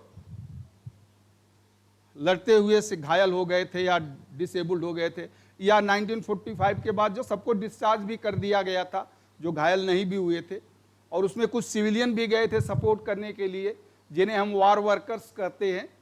तो इन सब का एक गवर्नमेंट के सामने एक एम्प्लॉयमेंट और सेटलमेंट्स की समस्या थी। तो इन सभी समस्याओं से to settle down the disabled defence personnel and retired war workers after the 1945, a directorate was set up known as the Directorate General of Resettlement and Employment। इनका काम था कि उनको कहीं न कहीं विस्थापितों को बसाना और उनके लिए किसी न किसी रोजगार की व्यवस्था करना। ठीक है, 1947 में, इन 1947 after independent displaced person from Pakistan,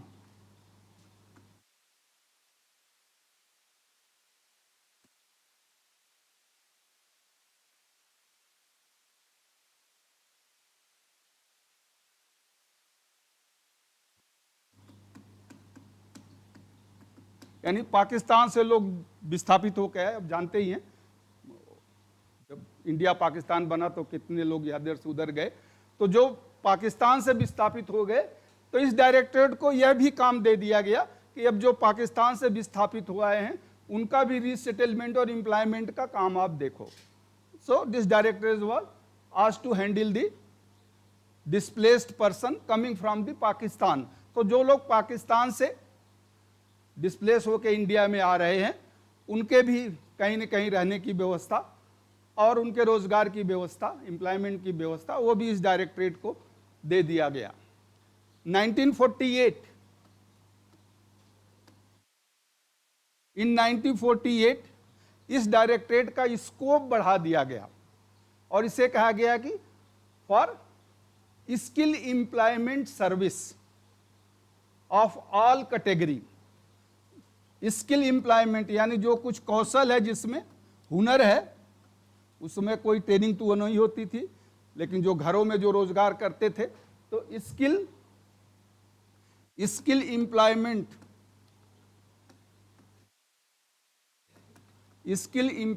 service to all categories.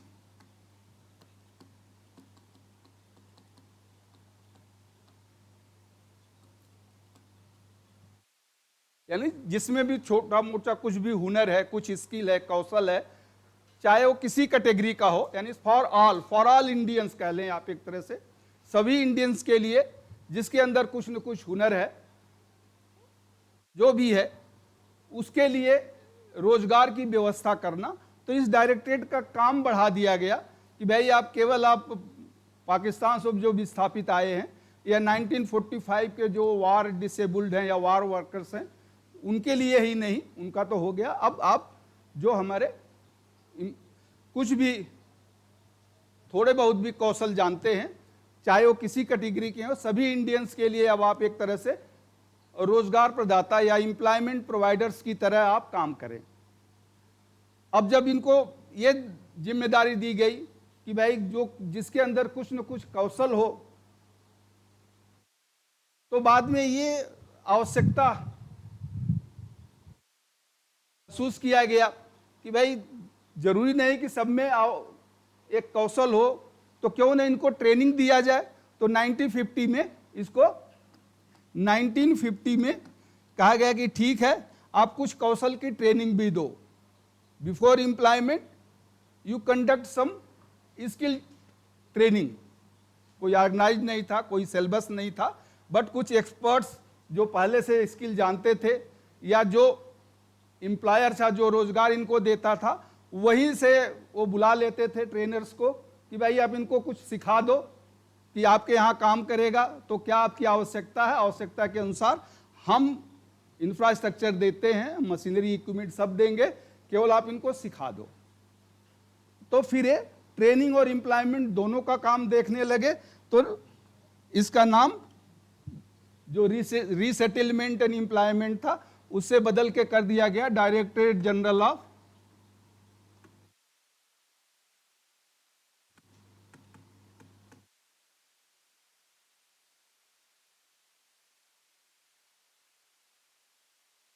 Employment and training.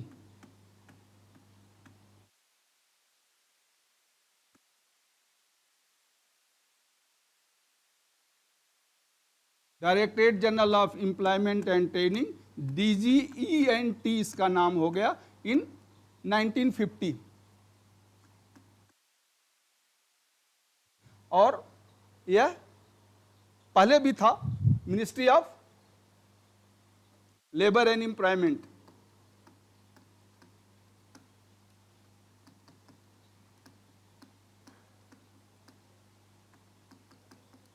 श्रम एवं रोजगार मंत्रालय के अंतर्गत एक आ गया।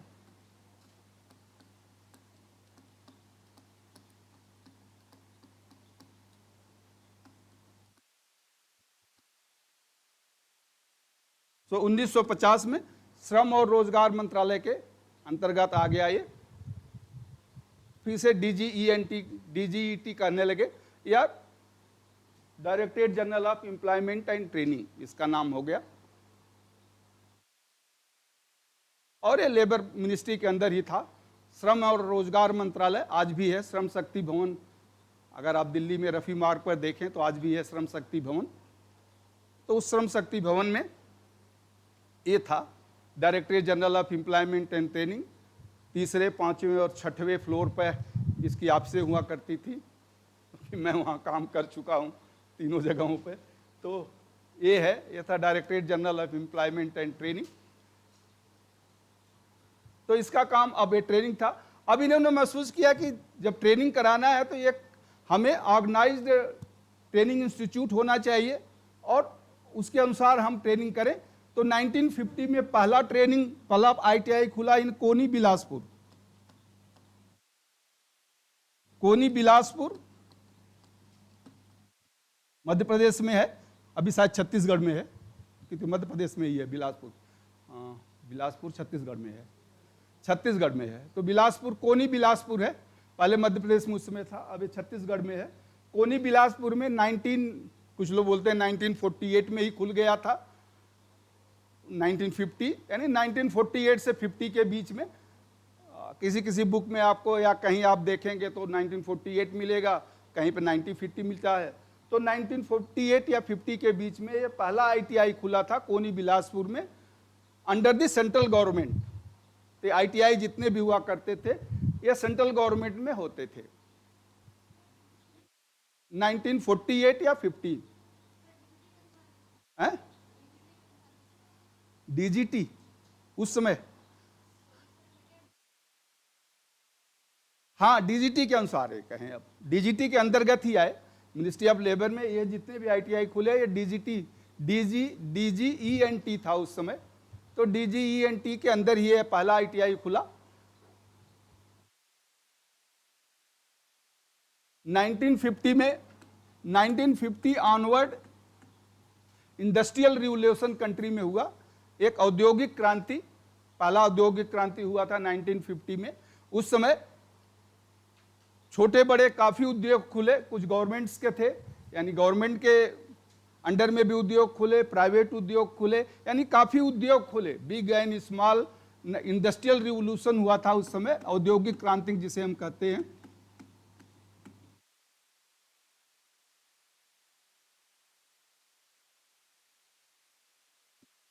इस इंडस्ट्रियल रिवोल्यूशन के वजह से छोटे बड़े उद्योग गवर्नमेंट के अंदर में भी और प्राइवेट यानी प्राइवेट पार्टनर्स भी, जैसे भिलाई का उस समय जो स्टील प्लांट्स था देखिए उस समय खुला था, और कुछ टाटा ने भी काफ़ी प्लांट्स खोले थे, तो उस समय ये खुले। तो जब ये उद्योग खुलने शुरू हुए तब तो उद्योगों को कुछ टेक्निकल मैन पावर या स्किल्ड मैन पावर की जरूरत हुई। तो skilled and semi skilled man power, skilled and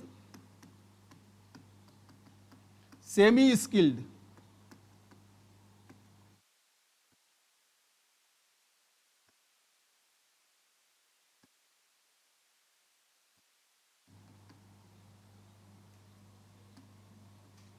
यानी कुशल और अर्धकुशल कारीगरों की आवश्यकता को पूरा करने के लिए फिर डीजीटी ने और जगहों पर अपने अंडर आईटीआई खोलना शुरू किया, और 1987 तक 87 तक नियर अबाउट 780 आईटीआई देश के अलग अलग भागों में खुल गए। 1980 के आसपास, 1980 के ही आसपास गल्फ कंट्रीज में, जिसे हम कहते हैं आयल बूम, एक आयल बूम आया, मतलब आयल का प्रोडक्शन बहुत तेजी से बढ़ा, क्योंकि फिर ये गाड़ियां बढ़नी शुरू हो गई, पेट्रोल और डीजल की ज़रूरतें बढ़ गई, तो पेट्रोल और डीजल और सब जो क्रूड आयल है वो तो गल्फ कंट्री से ही आता था। तो गल्फ कंट्री में जगह जगह उनके रिफाइनरीज खुलने लगी, टेक्निकल मैन पावर्स की उन्हें ज़रूरत पड़ने लगी 80s और 90s के बीच में। तो फिर उन्होंने इंडिया से काफ़ी, यानी स्पेशली साउथ स्टेट से, केरला से, बेंगलोर से, या फिर कर्नाटका से, केरला से, तमिलनाडु से, आंध्रा से काफ़ी आईटीआई ट्रेंड गल्फ में जाने लगे। तो प्राइवेट आईटीआई भी 90 में खुलना शुरू हो गई। पहले प्राइवेट आईटीआई नहीं थी, ये प्राइवेट आईटीआई भी खुलना शुरू हो गई। अप टू 1990 तक, अप टू 1990 तक नियर अबाउट 1700। अब इसमें प्राइवेट आईटीआई बहुत कम थे, प्राइवेट आईटीआई 200 या 300, बट 1500 के आसपास government ITI all over country, और स्पेशली इन साउथ, क्योंकि साउथ में ये जो आयल बूम आया था उसके वजह से काफ़ी नौकरियां गल्फ में मिलती थी। आईटीआई पास करके वो चले जाते थे तो वहां उनको नौकरी मिलती थी। ठीक है, अब ये जो आईटीआई शुरू में खुली थी, जैसा मैंने बताया 1950 में, ये सेंट्रल गवर्नमेंट या डीजीटी के अंदर में उस समय खुली थी, लेकिन बाद में एक 1952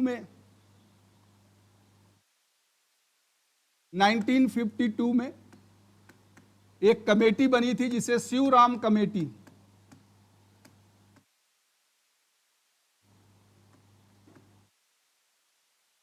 Shivram committee on service and employment.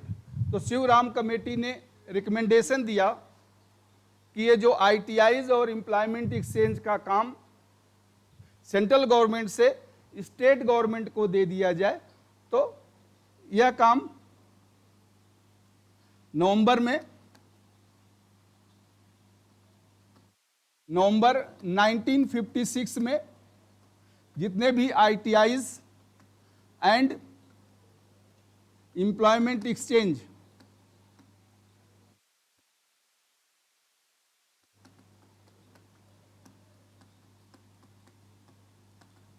जितने भी ITI और एम्प्लॉयमेंट एक्सचेंज थे ये स्टेट गवर्नमेंट को चले गए। स्टेट गवर्नमेंट और union territory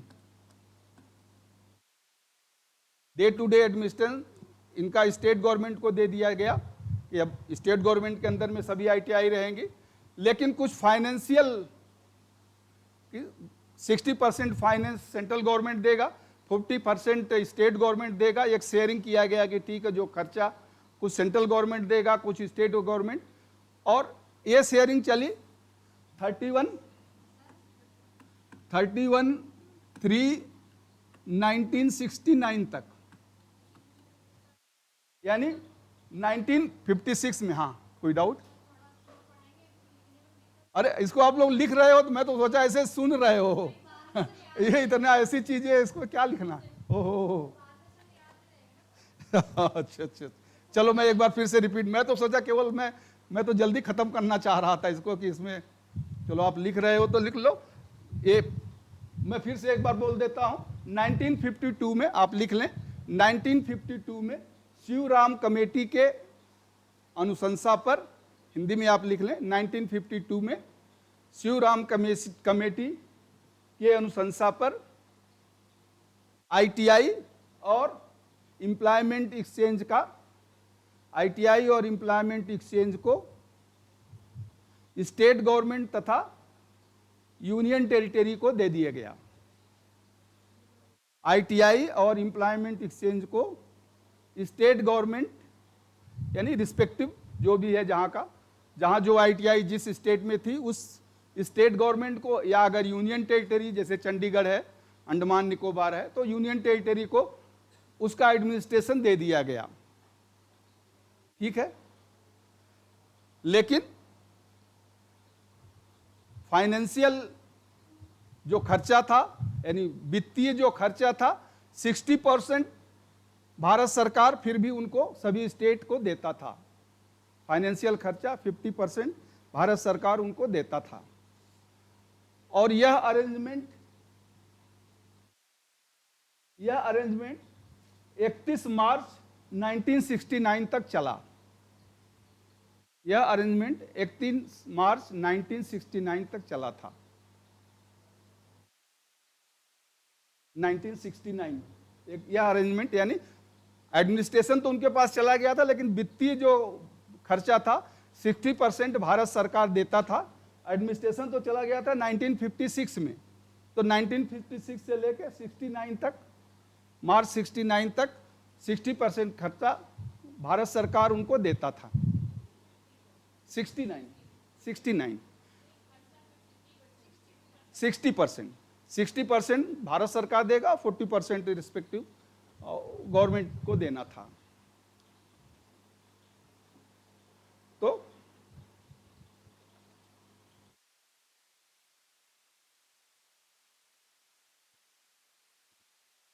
national development council NDC जिसे पहले कहते थे,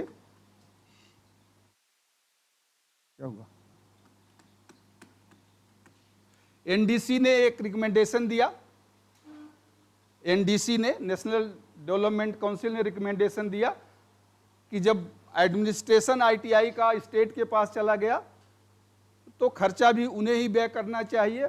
इसलिए 1 अप्रैल 1969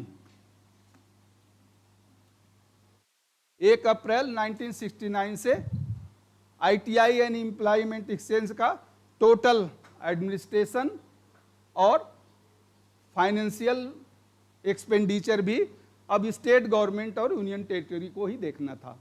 यानी अब सेंट्रल गवर्नमेंट इनको कोई वित्तीय अनुदान नहीं देता है।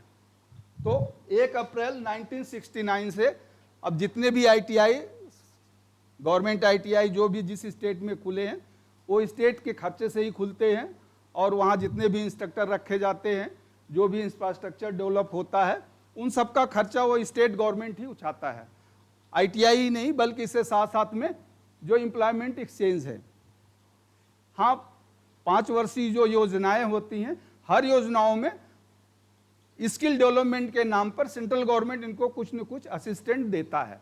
अब हर स्टेट के लिए अलग अलग असिस्टेंट है, बट कोई नियमित नहीं है इतना देना है। या कुछ वर्ल्ड बैंक की स्कीमें आती हैं, तो वर्ल्ड बैंक से अलग अलग लोन लेके कुछ ITI का डेवलपमेंट करना हो, कुछ इंफ्रास्ट्रक्चर्स का डेवलप करना हो, कुछ इंस्ट्रक्टर्स की ट्रेनिंग करना हो, तो उसके लिए वर्ल्ड बैंक से कभी कभी, या पहले ILO होता था उससे भी आते थे, इंटरनेशनल अब भी है, इंटरनेशनल लेबर ऑर्गेनाइजेशन है, UNDP है, यूनाइटेड नेशन डेवलपमेंट प्रोग्राम्स हैं। तो ये जो इंटरनेशनल एजेंसीज हैं, ये समय समय पर स्किल डेवलपमेंट प्रोग्राम्स के लिए अनुदान देते रहते हैं या लोन देते रहते हैं। तो उससे भी वो लोन पहले सेंट्रल गवर्नमेंट को आएगा, फिर सेंट्रल गवर्नमेंट इन लोगों को देता रहता है, वो चलता रहता है। ठीक है, तो ये तो DGT का एक मैंने शॉर्ट आपको इवोल्यूशन बता दिया। अब यहाँ पर ये देखें, लेकिन मेन अब ये है कैरेक्टरिस्टिक इसकी क्या है कि day to day administration, financial expenditures, infrastructures and appointments of the instructors, promotions of the instructors, सब कुछ जितनी एक्टिविटीज हैं ये स्टेट गवर्नमेंट या यूनियन टेरिटरी के पास होती हैं। लेकिन जो सिलेबस है, CTS का हो, ATS का हो, जो सिलेबस है, रूल्स हैं, रेगुलेशन है, प्रोविजंस हैं, मॉनिटरिंग्स हैं, और ये जो टेस्ट होता है, जो साल में एक बार टेस्ट होता है, NCVT जो टेस्ट लेता है, तो NCVT टेस्ट का जो प्रोविजन है, रूल्स हैं, रेगुलेशंस हैं, उसका कितने % यानी क्या मार्क्स होंगे, क्या रूल्स हैं मार्किंग्स के, क्या टेस्टिंग का प्रोसीजर्स होगा, मूल्यांकन कैसे होगा, सर्टिफिकेशन कैसे होगा, कितने % में विद्यार्थी किस स्टेज में पास होगा, थियरी में कितने मार्क्स होने चाहिए, प्रैक्टिकल में मिनिमम कितने मार्क्स होने चाहिए। तो ये सब जितने प्रोविजंस हैं, कोई नया ट्रेड शुरू करना है, कोई पुराना ट्रेड ख़त्म करना है, तो ये जितने भी rules, regulations, standards, provisions, norms, ये आज भी DGT के पास है। डे टू डे एडमिनिस्ट्रेशन तो उनके पास है, लेकिन कौन सा कोर्स चलाना, अफिलिएशन किसी भी ITI में, चाहे वो गवर्नमेंट ITI हो या प्राइवेट ITI हो, कोई भी अगर ट्रेड उसको चलाना होता है, चाहे फिटर हो, वेल्डर हो, कोपा हो, मशीनिस्ट हो, या फिर कटिंग एंड स्विंग हो, कोई भी ट्रेड हो, CTS का जितने भी इंजीनियरिंग और नॉन इंजीनियरिंग ट्रेड्स हैं, कोई भी अगर ट्रेड्स चलाना होता है तो उस ट्रेड की मान्यता DGT से लेनी होती है, NCVT। उसकी एक कमेटी आती है, उसका एक स्टैंडर्ड रूल है कि कितने टूल्स और इक्विपमेंट होना चाहिए, रॉ मटेरियल होना चाहिए, इंस्ट्रक्टर्स होना चाहिए, वर्कशॉप का भी स्पेस नॉर्म्स हैं, इलेक्ट्रिसिटी कितना होना चाहिए, सबका एक नॉर्म्स DGT यानी NCVT बनाता है। उस नॉर्म्स के अनुसार उनका इंस्पेक्शन होता है। इंस्पेक्शन के बाद रिपोर्ट्स DGT में यानी NCVT में जाती है, और NCVT उसको अप्रूव करता है, और ये अप्रूवल तब उसको मिलता है। तो देखिए, जो डिप्लोमा कोर्सेज चलते हैं या जो इंजीनियरिंग के कोर्सेज चलते हैं, हालांकि उसके लिए भी AICT है जो कोर्स और वो सब बनाती है, बट वो स्टेट गवर्नमेंट के अंडर्स में होते हैं, और हर स्टेट का अपना एक रेगुलेटरी बॉडी होती है। तो एक स्टेट से दूसरे स्टेट का जो इंजीनियरिंग का सिलेबस है वो कभी कभी भिन्न हो सकता है, लेकिन ITI का जो सिलेबस है ऑल ओवर इंडिया सेम होगा। ITI के जो एग्ज़ाम होंगे, किसी भी साल भर में एक बार जब भी एग्ज़ाम होगा, ऑल ओवर इंडिया एक ही समय पर होगा। एग्ज़ाम के जैसे CITS का जो एग्ज़ाम है, साल में जब होगा एक ही बार होगा। पासिंग जो % है वो सबका एक स्टैंडर्ड डिफाइंड है, और उस स्टैंडर्ड के अनुसार ही वो काम होता है, और उस स्टैंडर्ड के अनुसार ही वो चलता है। तो ये इसका एक है आज भी। इसलिए DGT का कंट्रोल है rules, regulation, policy, standards, provision, testing, certification, certificate भी जो मिलता, देखिए उस पर डीजीटी लिखा रहेगा।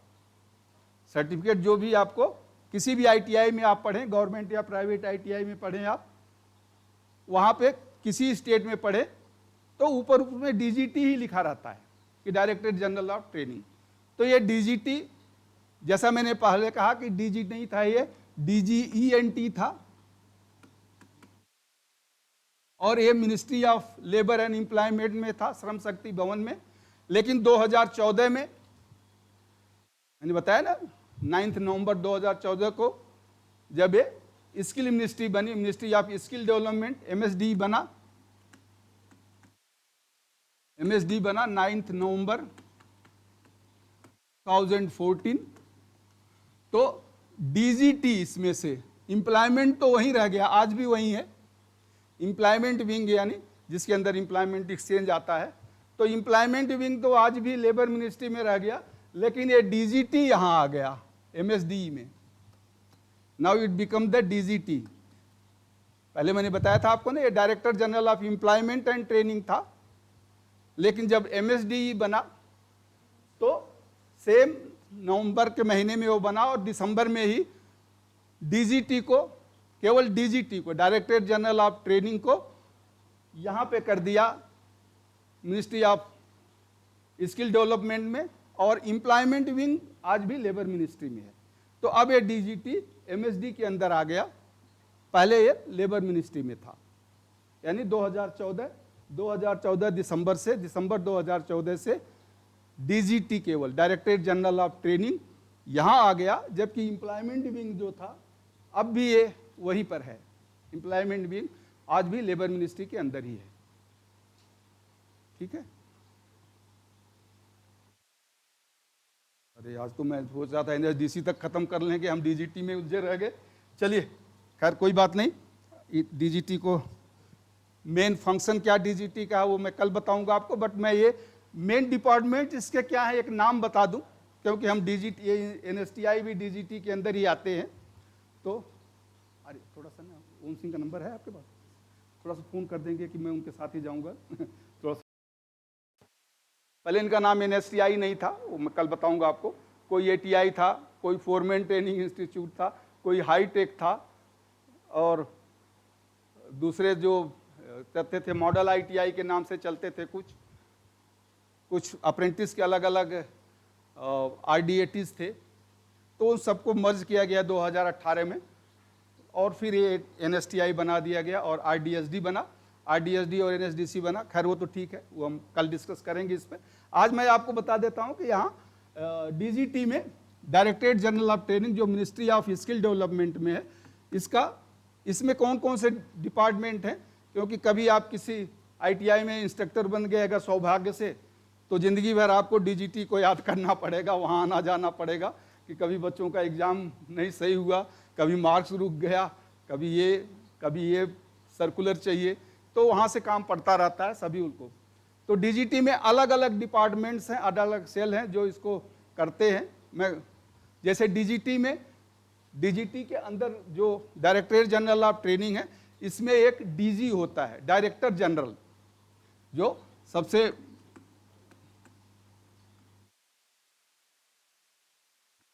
डायरेक्टर जनरल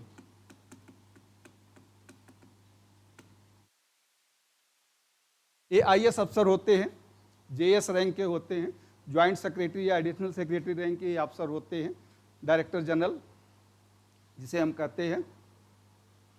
तो ये इनके अंडर में 3 डिप्टी डीजी होते हैं, डीडीजी, डिप्टी डायरेक्टर जनरल।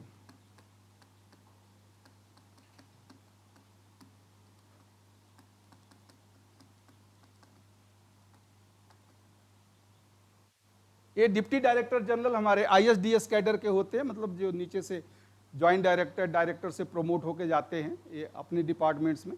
क्योंकि आईएएस अफसर तो किसी भी डिपार्टमेंट, किसी भी मिनिस्ट्री में जा सकता है, तो 1 साल 2 साल 3 साल डायरेक्टर जनरल कोई रहता है, वो फिर चला जाता है तो कोई दूसरा आता है। बट ये डायरेक्टर जनरल की जो पोस्ट है वो, जिसे हम महानिदेशक बोलते हैं हिंदी में, महानिदेशक, ये उप महानिदेशक। तो deputy director deputy director general, उप महानिदेशक, ये 3 होते हैं। और ये एक ही होगा, वो आईएएस होगा। तो आईएएस के अंडर में 3 होते हैं और फिर इनके अंडर में डायरेक्टर्स होते हैं। इसके बाद फिर ये डायरेक्टर्स यानी निदेशक, जैसे यहाँ डायरेक्टर हैं, इसके अंदर फिर डायरेक्टर्स होते हैं। तो अलग अलग जो डिपार्टमेंट्स हैं, उसके डायरेक्टर्स होते हैं, अलग अलग डायरेक्टर्स होते हैं। तो अलग अलग जो डिपार्टमेंट्स हैं उसके नाम मैं बता देता हूं कम से कम आज। जैसे आप लोग जानते होंगे TT cell, TC cell, cell यानी एक तरह से डिपार्टमेंट है, सीडी, सीएफआई, अप्रेंटिस,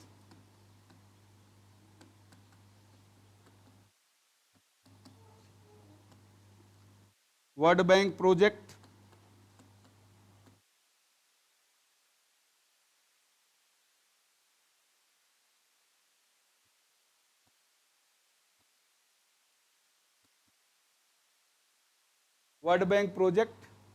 कोऑर्डिनेशन,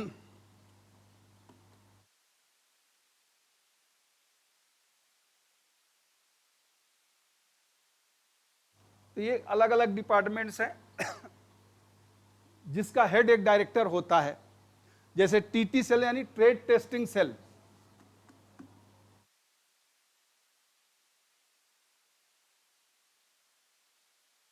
तो जितने भी ट्रेड्स हैं, चाहे वो अप्रेंटिस के ट्रेड हों या फिर सीटीएस के ट्रेड हों, सीआईटीएस के ट्रेड हों, जितने भी ट्रेड्स के पेपर्स बनते हैं, अब तो अलग अलग जगह से बनने लगे, नहीं तो पेपर जितने बनते हैं और जितने इनका टेस्टिंग होता है और उसके बाद इवैल्यूएशन, सर्टिफिकेशन, ये पूरा काम ये सेल का होता है। ट्रेड टेस्टिंग सेल जिसे बोलते हैं। सीडी, कुरिकुलम डेवलपमेंट, एटलीस्ट आप नाम जान जाइए।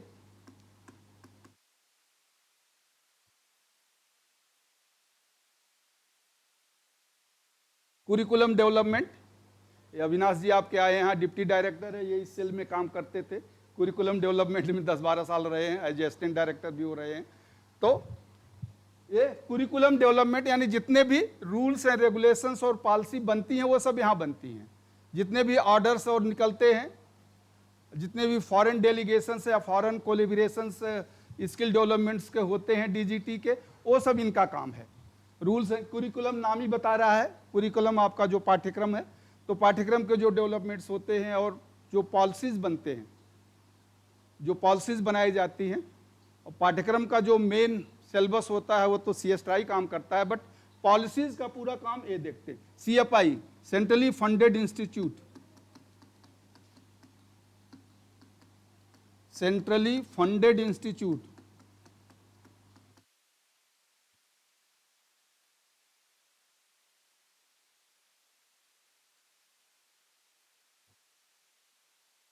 केंद्र पोषित संस्थाएं, जैसे आपका एनएसटीआई है, केंद्र से है। तो इस तरह ऑल ओवर इंडिया जितने भी एनएसटीआईज हैं, अब तो केवल एनएसटीआई है, पहले आईडीएटी हुआ करता था, एटीआई हुआ करता था, फोरमैन ट्रेनिंग हाईटेक, तो जितने भी थे उन सब का रेगुलेट ये सीएफआई करते हैं। जो रूल्स हैं, रेगुलेशन और ऑर्डर्स जो भी है, तो सीएफआई के से होता है। अप्रेंटिसशिप, तो 1961 अप्रेंटिस एक्ट जो था, तो उसको लागू करना, फिर उसमें मॉडिफिकेशन करके 2016 में नैप्स आया। नैप्स आप जानते ही होंगे, NAPS, national apprenticeship promotion scheme, NAPS. तो ये सब जो ये पार्लियामेंट से पास होता है, सब पास कराना करना, ये इस सेक्शन का काम होता है। एक डायरेक्टर लेवल के इसमें डायरेक्टर होते हैं, ज्वाइंट डायरेक्टर है, पूरा सेटअप होता है, ज्वाइंट डायरेक्टर होंगे, ट्रेनिंग अफसर्स होंगे, पूरा सेटअप होता है। वर्ल्ड बैंक स्कीम या वर्ल्ड बैंक प्रोजेक्ट, जब मैंने अभी बताया कि वर्ल्ड बैंक से, आईएलओ से, यूएनडीपी से या दूसरे फॉरेन एजेंसी से समय समय पे कुछ इंसेंटिव्स मिलते हैं, वह समय समय पर लोन लिया जाता है और उस लोन से कुछ नई स्कीम चलाई जाती हैं, कुछ नया डेवलपमेंट किया जाता है, या डिफरेंट स्टेट की आईटीआई को इम्प्रूव किया जाता है। अलग अलग स्कीम है, हम आएंगे डिफरेंट स्कीम ऑफ डीजीटी तो उसमें देखेंगे। तो इसका सब कोऑर्डिनेशन ये वर्ल्ड बैंक प्रोजेक्ट के अंदर एक डायरेक्टर लेवल के अफसर होते हैं, वो और उनकी पूरी टीम इसको मिल के करती है और फिर उनको वो फाइनलाइज, जैसे अभी स्ट्राइप की स्कीम चल रही है इस समय वर्ल्ड बैंक से, इससे पहले और भी स्कीमें वर्ल्ड बैंक की थी जो 2 साल 3 साल 4 साल चलती रहती हैं, हर साल ये स्कीम चलती है, वर्ल्ड बैंक से लोन लिया जाता है। तो अभी स्ट्राइप के अंतर्गत जैसे NSTI में ही देखिए PLC का लैब और एक वेल्डिंग का लैब डेवलप हो रहा है, तो टूल्स इक्विपमेंट खरीदने के लिए वो पैसा आया है। स्टेट गवर्नमेंट में भी ITIs के डेवलप के लिए भी इस टाइप्स के प्रोडक्ट्स, तो ये इन सब इनका काम। कोऑर्डिनेशन एक सेक्शन होता है जो डिफरेंट जितने भी DGT के सेक्शन है सबसे कोऑर्डिनेट करता है, सभी सेक्शन से कोऑर्डिनेट करके सभी सूचनाओं के एकत्र करके फिर DG को या मिनिस्ट्री से अगर कोई है या फिर PMO ऑफिस से, वहाँ तो हर मिनिस्ट्री से सूचनाएं मांगी जाती हैं कि DGT में क्या हो रहा है, नया कैसे है, तो ये कोऑर्डिनेशन का काम है, कोऑर्डिनेशन सेल का काम है कि सभी जितने भी सेक्शंस हैं सभी सेक्शन से सूचनाओं को प्राप्त करके वो मिनिस्ट्री को देना है, PMO ऑफिस को देना है या दूसरे ऑफिस में देना है, तो वो उसको देते रहते हैं। और अभी एक IT सेल शायद नया बना है कि जिसमें IT के काम होते हैं, IT सेल जितने IT के रिलेटेड कोर्सेज हैं उनको ये देखते हैं, और कुछ नए सेल बनते रहते हैं। पहले एक SDI सेल हुआ करता था, अब SDI स्कीम खत्म हो गई तो वो सेल भी खत्म हो गया, तो ऐसे चलते रहते हैं, कोई नया स्कीम आएगी तो नया सेल बन जाएगा, तो इसी में से डायरेक्टर्स और ये इसके करते रहते हैं। अब आगे आप नेट पे भी देख लेंगे तो मिल जाएगा, बट एक कम से कम आपको इतना पता होना चाहिए कि DGT में डिपार्टमेंट्स क्या हैं और कौन सा डिपार्टमेंट क्या काम करता है। ठीक है, ओके, थैंक यू। हाँ बोलिए। TT cell, trade testing,